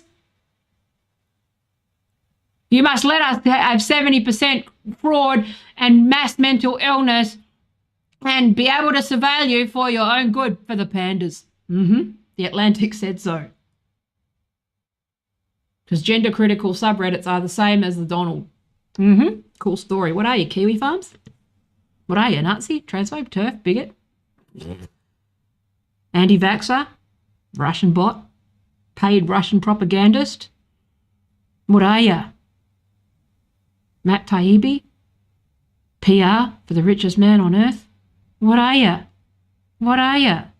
No, I'm talking about the $120 billion in ad fraud, bad mental health, loot boxes, dark patterns, nudging people, agencies who nudge the needle, Cambridge Analytica, misuse of data, accumulating CRMs, ActBlue, WinRed, Salesforce.com, the mass layoffs that are happening in trust and safety, user experience. You know, meanwhile, they're just going to blame Elon Musk. Of course they're going to blame Elon Musk. However, Elon Musk happened to fire the people who are in bed with media and who are treating, offering, say, a verified check mark to anyone who spends $15 in ads a year gets a check mark. Whoa. Firing the people who turn a blind eye to the obvious platform manipulation by Matt Walsh and the Daily Wire and Ben Shapiro, where they get hundreds of thousands of likes. And they get thousands of likes higher than the view count. Uncanny. I would have thought that inside Twitter someone would know about these things, and that seems like a pretty decent discrepancy to me. They're censored by big tech. Didn't you know? They're advertisers. They're not censored by big tech. They're client and content creator and user. Okay. You don't even warrant a thought. So anyway, they don't care that the digital advertising enabled the entrepreneurial founders I'm going to spew, at Brooklyn and Blue Apron and thousands of others to build successful businesses. Yep, they forgot about that. They also forgot about the part where Amazon took the data and undercut all of them. And the part where they cut off my fucking advertising platform and access to the PPC platform on Twitter because of their mass reporting bots, because they take issue with the fact that I've got an issue with them. And I call this out and I see that. Oh, yeah, they forgot about my business. Fucking hypocrisy. Oh, think about the startup. Think about the little guys. Think about all the journalists and writers and independent people who have been cut off at the knees and unable to fucking promote themselves because you got them banned with a phone call. Or when you couldn't get your way with a phone call, put bots on people, troll farms on people, fucking hit pieces in order to incite other people to like mass report. What are you, Kiwi Farms? Wouldn't want to be a fortune. Making advertising the enemy isn't good for advertisers. No fucking shit. It isn't good for consumers. Well, it isn't good for the economy. Oh, what about mental health, society? What we need is a smart, coherent and responsible national policy on data use. Yes, we do. And you need to start paying a fucking dividend. for every person whose data you've scraped over the years. I want my dividend, fucker. Are there good reasons to worry about the deep divisions in American culture? Of course there are. Of course there are. But the critiques that political extremists have arrived at are absurd. No. No, they're not absurd. You're a liar. This is evil. This is legitimate. This is... Believe the science! But not that science. That science is extreme. They're political extremists. Political scientists, radicalization researchers, anybody who researches international relations, corruption, anti-corruption research. Nah. Extremists. Extremists. All the people who are writing, government people and experts who have gone through a democratic consultation process to form responsible national policy on data use, which represents the consensus of experts and, users and, synthesizes that and with, all of the competing needs. They're extremists. That's what they are. That's what they are. Apple, famously customer-centric business. I mean, yeah, of course they want to share because you're using their infrastructure for free in order to make, what, $120 billion in fraud in 1 year alone.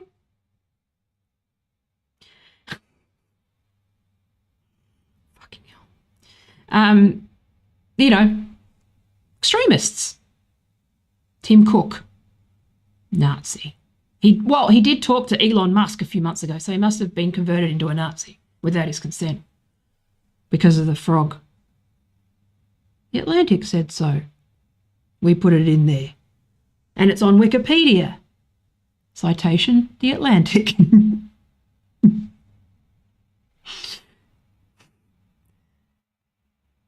The critiques that political extremists have arrived at are absurd. Super absurd. How absurd? Listen to the words of Harvard sociologist Shoshana Zuboff, who've invented the inflammatory term surveillance capitalism. Shoshana Zuboff's book is fucking great. I think she doesn't go far enough. Zuboff writes that digital advertising violates the inner sanctum as machines, and their algorithms decide the meaning of my breath and my eyes, my jaw muscles, the hitch in my voice, and the exclamation points that I offered. God, this book was tedious. I forgot how tedious this book was. And the exclamation points that I offered in innocence and hope. It's very poetic and correct, which is basically a fancy way of saying, I just said what you asked me to say in the box, fucking asshole. You asked me what I was thinking and I answered you. And you weaponized it without my consent, cunt. My language is better. It's time to call out this dystopian nonsense for what it is. Insane. No, mate, you're unhinged. And evil. This is just evil. This is gaslighting to the extreme, but this is the MO. Like I said, this is just the same fucking MO that over and over again. As David Ogilvy put, here we go, always quoting Ogilvy misquoting Ogilvy, put it almost half a century ago. The customer is not a moron. She's your wife or your husband. Yeah, the customer's not a moron. Exactly. And that's why you've had to censor them, gaslight them, lie to them, make phone calls behind the scenes to get critics taken down. They're not a moron. That's why people were asking Pfizer to, open up the patents for everybody because it was the right thing to do. And Pfizer called Twitter specifically because they were buying lots of ads and called Twitter and said, hey, can you get rid of these conversations for us, please? And Twitter said, okay, then. People during COVID expressed concerns to varying degrees. I've addressed this in my previous, you know where I stand on these things, okay? First up, here's another thing. Take me on what I actually say, okay? And see whether that my mind changed in 4 years, which it has a few times in various things. I've sort of gone too far or come back and, various other things. That's part of the process. But, I say what I mean. I'm a communicator. I don't say anything. And if I'm wrong, I go back on it and correct it and apologize, whatever. Okay? call me a fucking whatever. People had concerns about COVID. They had the right to express those concerns, and they were suppressed, they were censored, and that was being done at the behest of corporations.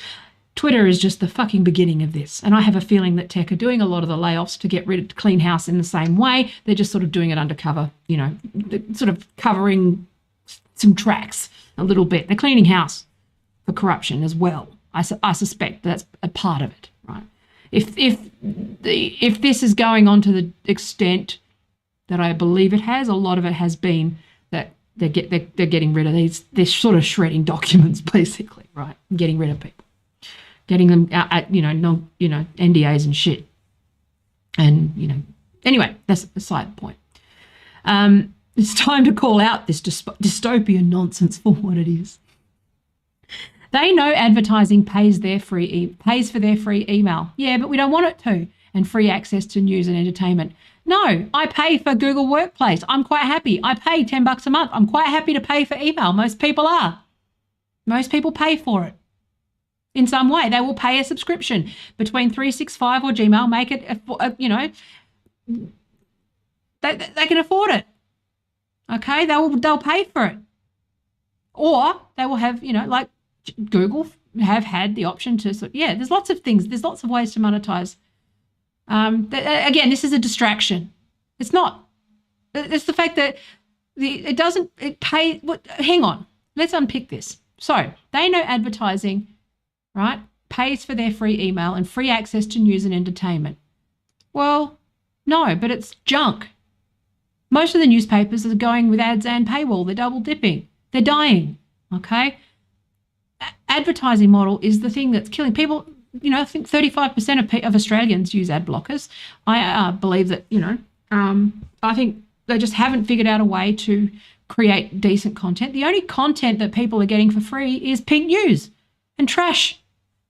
Okay? Most of the media is moving away from ads. If they're going to try and survive, they have to. Or they can still have ads without the advertising industry, because guess what? People still run businesses, and guess what? People can still sign up and sell ads. I would be quite happy to go direct. If you've got a business and you want to promote it, and I have my own website and my own infrastructure, which I do, I just haven't used it because it's, I don't have the scale that makes it necessary, but I can. Okay. I'll take money. I'll take some of your money. I won't give any of it to Apple or to these cunts. I'll just take it. You help me. I help you. I'll give my audience a product they like. That was the premise. I don't see how that changes anything, because I've got good content. If people like my content, they should become a patron or they should give me money. Okay. I use Patreon because it's more, obviously, that's not perfect, but that was what Patreon was for. Patreon was not double dipping, get ads and become a patron. It was become a patron so you don't have to have ads. Support the people whose content you love. Same with YouTube. YouTube, pay for YouTube Premium. Use super chats. Give thanks. I mean, I'm not monetized on YouTube, but I'm saying, if your content creators are monetized, give them $5. Okay, YouTube take 40% of that. So we can cut you out. And I think YouTube, by all indications, tech want to do that. I think the main one that's really going to struggle is Facebook. Facebook's going to struggle with this because, they're very reliant on advertising. They don't really have product that has sort of, commercial product that's really taken off. But Facebook can improve by making it go direct when they started, which is no agencies. If you're a business, you can run ads and that's it. You can promote your business. They know who you are. You verify your business. They advertise. Facebook runs courses. They can have an account manager that sets up their ads for them, and people buy and, build a relationship. That's how it started. That was what the intention was. Fuck off! No one likes you. You smell. And your dad's dick smells like cheese. I know. I blew him. Anyway, in Deloitte's 2022 digital, that's why they went higher, Taya, because you talk about that. It's got nothing to do with the licking of dick cheese. on a YouTube channel. Okay, so in Deloitte's 2022 Digital Media Trends Survey, 2/3 of respondents said they're comfortable watching ads to eliminate or reduce subscription costs, and that's fine. Like for people who want Netflix to be cheaper, that's fine. They're going to take ads, but, like I said, it's either or. People get to choose that. That's fine. That's not the argument. I'm talking about the Shoshana Zuboff is talking about surveillance. She's talking about the fact that you guys manipulate this stuff. You have cover for fraud. It's basically a protection racket. You are providing cover for the biggest fraud that's ever fucking happened. And when it gets caught, it's going to be a fucking massacre. Okay? Hopefully YouTube doesn't pick up these keywords because the things I've been talking about. So, I realized that it's actually the fact that I'm not in the partner program because I reject that probably affects my algorithmic stuff as well. I think it's a number of different factors. So I think you get propped up if you enroll. And I disenrolled and then I got suppressed. And then so it's a sort of like a self-perpetuating problem. So become a patron. Please share my stuff and tell people I'm great. Help me out with clips if you want, that sort of thing. Or at least tell me where you want to see a clip. What's a great clip? Timestamp it so then I can go and make one, right? Because I'm now at a point where I've got to go through 600 hours of fucking content to find clips. And it's like, so anyway, so in Deloitte, and I need a new computer because my computer can't actually edit video at the moment. It's so dog shit. So become a patron or a sponsor. Apple, I defended you as a fellow extremist. We help each other out. We're family. You said we're family. So can I have $20 on a computer? Thank you. In Deloitte's so 2/3 of respondents said, where are we? Said they're comfortable watching ads to eliminate or reduce subscription costs, and that given a choice, they prefer ad-supported options for watching streaming video services. Yes, and that's because, that's, again, I haven't read that specific study in a long time, but I vaguely remember that it was because there's too many of them. And they can't afford it. Like, they've got we've got $100 a month in streaming services and we're still getting ads. Like, what the fuck? Washington should not take this choice away from, because you've got YouTube Premium, Netflix, Amazon Prime, we've got Paramount Plus, Disney, Stan, and Spotify. So that's like, that's just, and Apple TV as well. And that's just because, yeah. So anyway, so Washington should not take this choice away from consumers. What about the choice for consumers to talk about whether Pfizer's patents should be open source or not? What about the choice for consumers to read Twitter? And for Twitter to be running well and making, breaking even. And what about consumers' choice to, not want their emerging market of gender dysphoria? What if they want to opt out of that market? Consumer choice. What if consumers want the choice to opt out of political advertising and the culture wars and being radicalized in the news? What if they want to be left the fuck alone? IAB is spending, honestly, you know how they sit there and they go, advertising supports news and information, and most of us would not even miss half of the garbage that's ad supported. What, blogs? Recipes? Well, so what? Go direct. Have a local MCN that supports 10 small businesses and buy direct. You don't need these people. They are the problem. They support the worst content. It's the information desert. It's junk food. The only content that's available free is Fox News garbage. Okay, so IAB is spending significant time and effort in Washington. Of course it is. Led by Latif Tiffith, and how's that for a name? And his public policy team, and Michael Hahn and his legal team. Please stand up so the whole room can see you. But we're not live streaming it. Everybody, these are the people on the front lines who are hard at work diffusing the torrent of negativity. What are you, negative? Don't be negative. lean in from Washington and are pushing for some serious common sense legislation. What, like the GDPR? No organisation has done more to protect real consumer privacy in digital advertising environments than the IAB and the IAB Tech Lab. Blah, blah, blah. Starting with DAA, created over, I think I've made my point, but created over a decade ago to prove the industry was capable of self-regulation to Privacy for America, which brought together Privacy for America. That's what we do. We do privacy.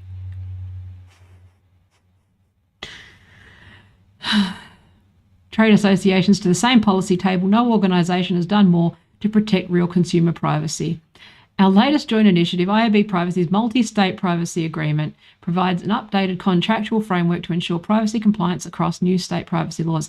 As 5 new state laws take effect in 2023 in California, Virginia first, and Colorado, Connecticut, and Utah, it works in conjunction with IAB Tech Lab's global privacy platform. Oh, there's a product! GPP enables industry participants to effectively communicate through the digital supply chain the consumer's privacy choices made under applicable laws. Not a guarantee. Where does the data go? This is the really, really hard stuff that can't get done unless we do it. No, you can just fuck off. The IAB has the size, scale, expertise, and crop of solutions to tackle it. The problem is it's too loud outside this room, which we won't live stream because people will laugh you out of the fucking room. Radicals on the left and the right, abetted by giants like Apple and others with a vested interest in controlling the market, are outspending and out-communicating us. There's only one solution. The advertising industry. Well, why don't you just make better creative then? Merit. Work harder, work smarter, not harder. There's only one solution. We have to tell the story of the good we have created for everyone everywhere, and we have to do everything in our power to make sure that the message is seen and heard. It's really up to us. IAB has, unpublishing the report that talked about the ad fraud when someone pointed it out. IAB has an initiative to tell that story, and it's called Internet for Growth. It highlights the transformative role the advertising-supported internet plays in empowering America's small businesses. It's the mum and pops. Except for independent people, freelancers, independent ad consultants, independent people who get banned from their ad platforms because bigger corporations decide to mass report you and get you banned from Twitter advertising for no reason and no recourse. Oh yeah, think about the mum and pop stores. You ever tried to call Facebook for a Facebook ad problem lately? I can tell you the small business experience is vastly different to yours, fuckhead. Using the small business owners. And helping entrepreneurs bring their ideas to life. No, that is not true. You can't. You can't do that anymore. This is the big lie. This is a big lie. As always, the entrepreneurs pouring their energies into building successful businesses say it best. I'm an entrepreneur. You banned me. I tried to create competing platforms. You banned me. You starved me out. I can't get rich anymore. Free market, merit, exchange of ideas, entrepreneurship, freedom, choice. What are you, an extremist? As always, we will hear from a few of them that are with us at ALM during breakouts later today. To underscore my point, the internet economy grew 7 times faster than the total US economy and created over 7 million jobs in the last 4 years. Yeah, because of the wide-scale, $120 billion. Oh, look, it grew fraud grew 21%. What are the odds of that? It is the engine of America's future. It sure is. Destruction, implosion, self-destruction, mental health, war, manufacturing consent. Oh, sorry, did I say I meant military industrial complex. Sorry, I meant deep state. Sorry, I'm a terrorist. I'm insane. We have to take on the extremists if we want to survive.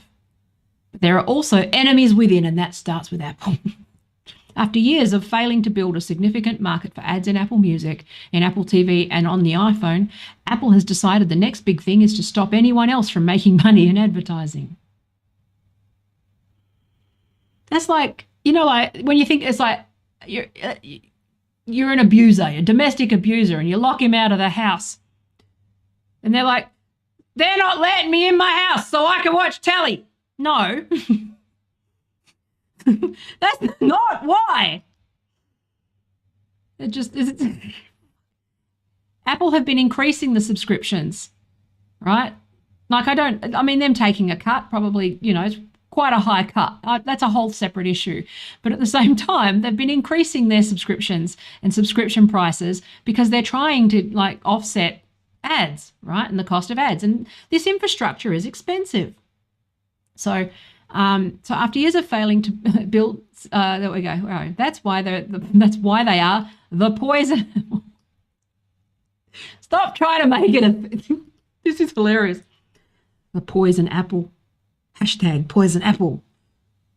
AstroTurf hashtag. Put 100,000 bots on it. Then get some midwit blogger to start writing about it. Then get a thunk piece. Then get some random university or Harvard University. Give them a couple of $1 million for like a research project and get that PhD student to write a paper that will then be fucking misrepresented in the Atlantic. And then, you know, about 3 months from now, you got every fucking person on the Young Turks Majority Report and every YouTube influencer fucking, you know, up through the pods, and they're all pushing this idea of the poison apple. Problem solved. It's true now. Did you not know that it's true now? Apple's are terrorists.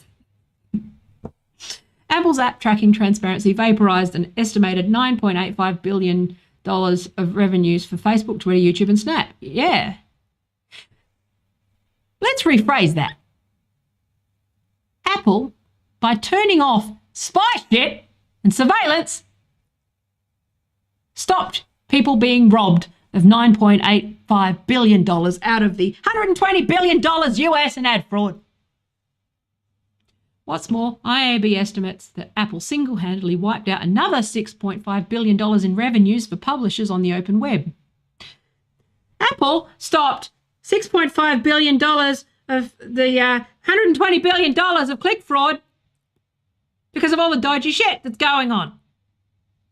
Depends on how you spin it.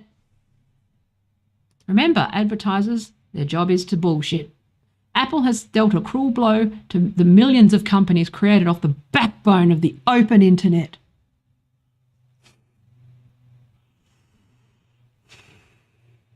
Including thousands of small businesses and millions of income-earning creators who we shut off for saying poo or swearing in the first 8 seconds of our videos, or for any fucking reason whatsoever that we don't like, for criticising us, for commenting on us, for daring to use 5 seconds of a fucking music clip, for using a video from the news, for doing commentary, for anything.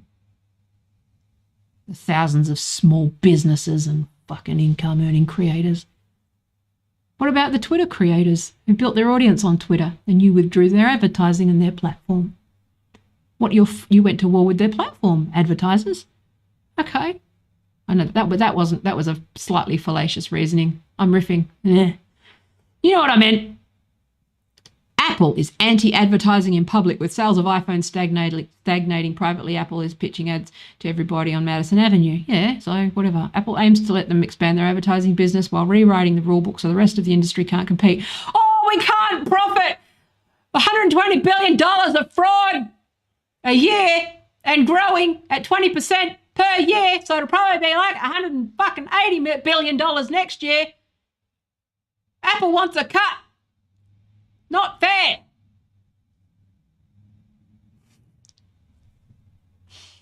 Apple will try to smother the advertising industry just like they did to the recorded music industry. That's not what happened. Not what happened. It's false. Early in my tenure at IAB, working alongside ANA, 4As and others, 4 arseholes and others, the industry brought Apple to the table to discuss ATT before it was rolled out. They walked away early in the process and haven't been back to our table since.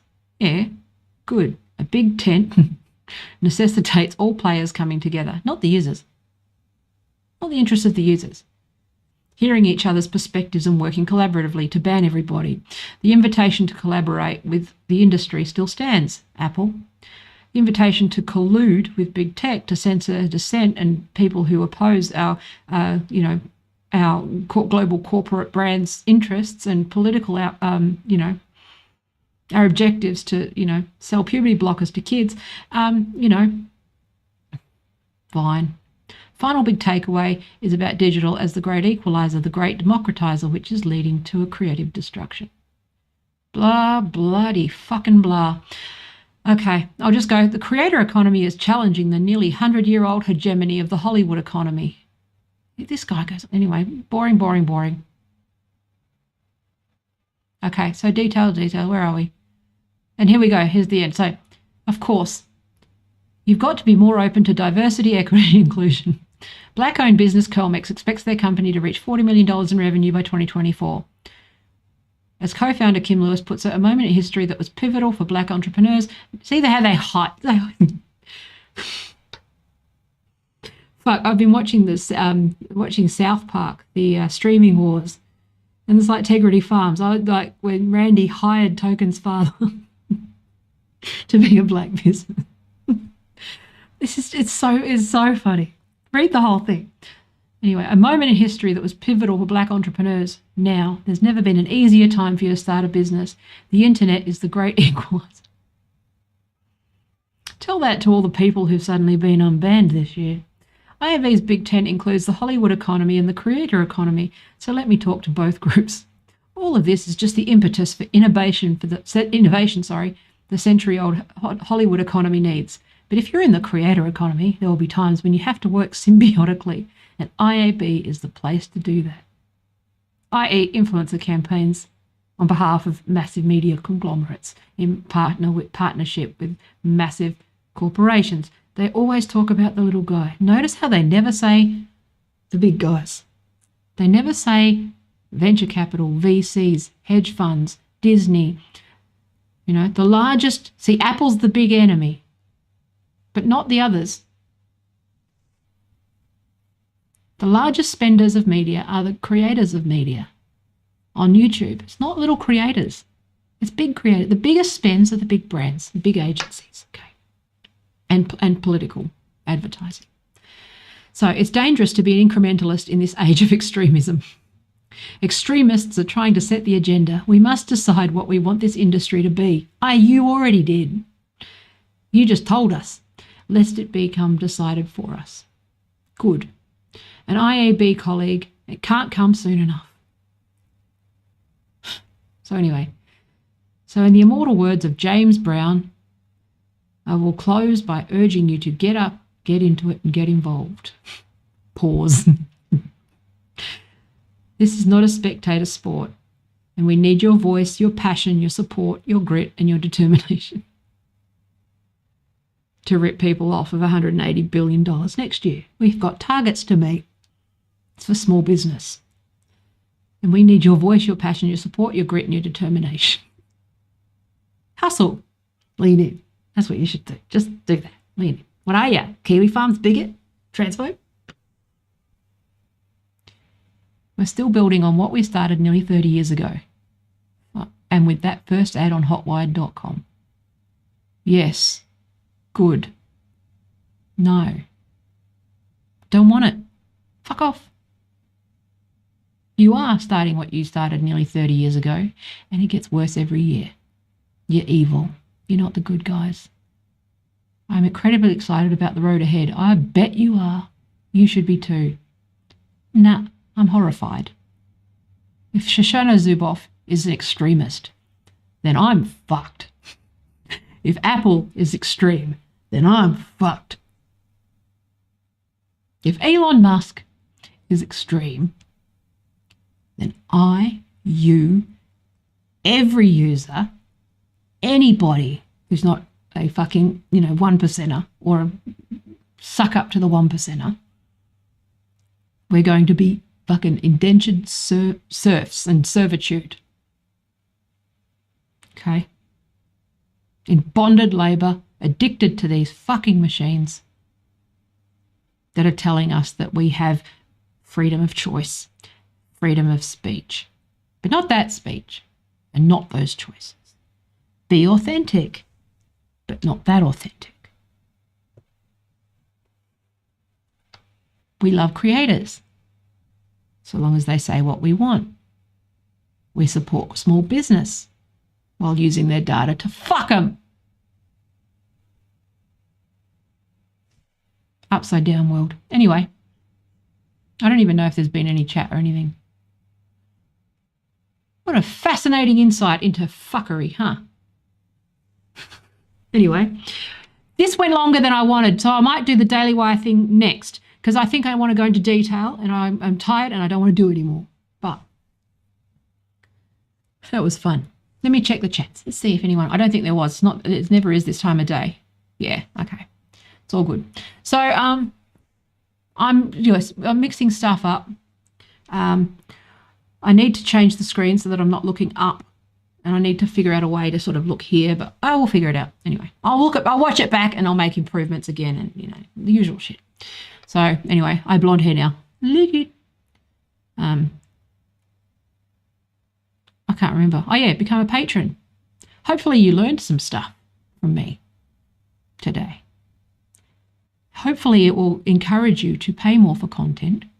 Go direct. So if you actually, so here's another thing. If you actually, here's another thing. If you own a business, right, or you work in one, okay, and you read someone's newsletter or you read someone's, website or whatever, and they've got an audience, send them an email and go direct, right? Offer and say, can you promote my business? What do you charge? What's your rate card? What are your rates? You don't just have to become a patron. You can actually advocate for certain creators with your marketing team. If you work for a business, say, why don't we go direct? I found this creator where, might be, in alignment, and the marketing team might look at you like you've got two heads. But at the same time, if you're in the marketing team, and a few marketers may actually watch this because it is streaming on LinkedIn and, the replay is available on there. And a lot of people in my network are in marketing, but start to think about going direct again. Okay, like people's newsletters, all that sort of stuff. Get back to basics, get back to good creative, ignore this stuff. Because first of all, like I said, most of these things are, ad fraud's a big problem. Most of it, you can't get organic reach anymore. And most of the, AdSense, I stopped offering AdSense. It's not worth it unless your sort of lifetime acquisition of a customer value is in the hundreds of thousands of dollars.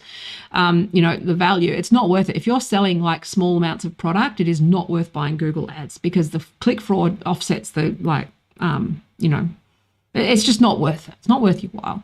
If you've got some ad guy offering, promises where, they're not, if you're in your dashboard and it is showing impressions and let's say you've got 100 impressions and they're counting all of those without being honest with you about the fact that, 10% of that is likely to be bots or, your conversions are going to be low, but even your so-called conversions, those lists need to be sort of, looked at with a fine-tooth comb, and they need to be really hold them to the numbers, right? Making sure that they're actually delivering on what they promise you, and make them work for their money. And if one thing I used to do a lot of is audit agencies and audit their offerings. So I'd go in and they'd say, okay, what have they charging you? What are they offering for the money? What are they delivering for the money? And I'd go in and I'd reverse engineer it and I'd look at it and I'd go, okay, where can, are they actually delivering? I can actually go in and do that with anything, with any digital agency. I prefer not to have to do it, but if you're really stuck, then I'm happy to do that. It's going to cost you for being a dickhead, because I do charge for an audit, obviously, but, I can help out. But, but I'd prefer to just, not do that work. But, I can. But, if you've got a problem with, dodgy agencies, I'm your person. I can tell you what's going on. I can sniff. I've made a few enemies in my time, and I know who the good agencies are in my town. I'll tell you that. None of them, except for maybe one or two. But I know where all the skeletons are. But but go direct. Like, don't be afraid just because it's all technical and don't be afraid to push and go like, what is this actually getting me for my money? What is my return on investment for this stuff? And I think you'll find that if it's just a list of emails or you want to make sure that that's actually a clean list and they're actually proper leads. Like, a lot of them do actually just pull those across their clients and just give a list of new email addresses, or they buy lists or whatever.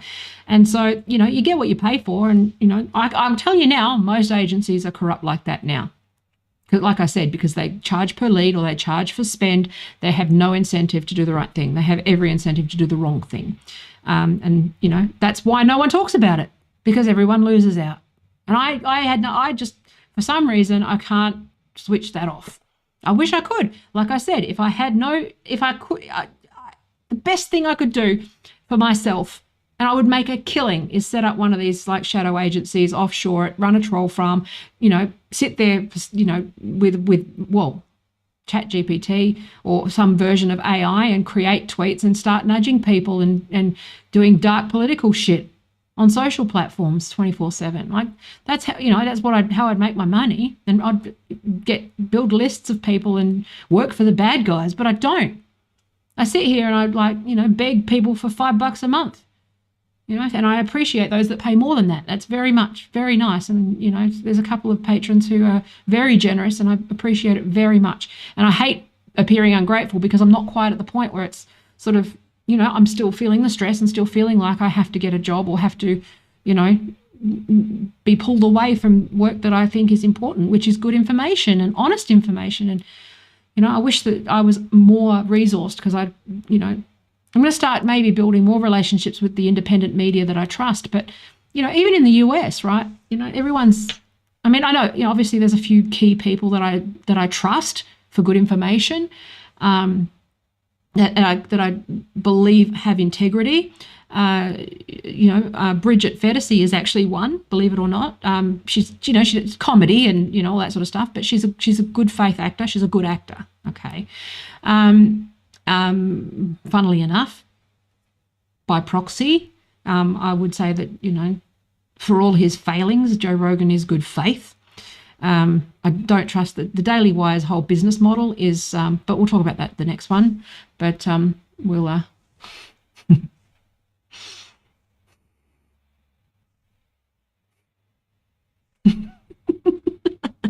we've got every time I start to waffle, I'm going to do a GIF or something to distract myself, so then it resets my brain. Uh-oh, retard alert. But yeah, so but there are a few, there's a few podcasts that I trust, but I'm still watching, because I've sort of, every time I see a new one, I notice they sort of start to get big, but then they start to get love bombed a little bit by the people that are bad faith. And so they start to follow, like I'm seeing a YouTuber that I like a lot, is sort of being sort of love bombed a little bit by the sort of Young Turks Majority Report clique at the moment. And they're like Matt Binder is a fucking actor. He's an actor. Why is he talking about disinformation and crypto scams? He's been hired to do this disinformation shit. They're fucking paid actors. And I wish more people knew this stuff, okay? That it's easy to recruit someone who wants to be famous to do things, okay? Be more skeptical. But I'll try to compile lists of independent. Obviously, Matt Taibbi is reliable. There's not many, but, I'll try my best to be, good faith. And most people are not necessarily dishonest on purpose. They're just not reliable. Does that make sense? I tend to believe most people are good. But anyway, I'm shaking my knee while I think. So anyway, I'm going to go. I've been waffling. I love you. Become a patron. so I'm less annoying, and so I can edit clips, and so I can, you know, turn the rant into clips and stuff. But I'm going to be back this week, I hope. It's Australia Day tomorrow, for those that celebrate it, and for those that, you know. But I'll probably be back on Thursday or Friday, depending, you know, schedule for permitting. But yeah, I hope everyone's well. It will be replays that watch this, and I will be hammering it and all of that sort of stuff. But be well, be good, be sensible, and yeah, don't be professional. And stop being an extremist with all your thoughts and things that aren't sponsored by Coca-Cola and Pfizer. What are you, Kiwi Farms? What are you, a terrorist or a TERF or a bigot? Can't have that now. That mass murderer Karl Marx? What a load of old shit! All right. Take care. I love you. Thank you for your precious life seconds. Bye. How do I end this thing?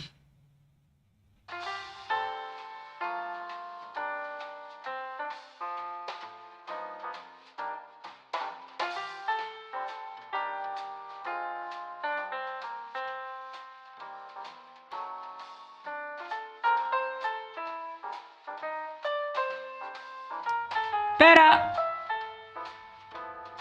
Do do do do do.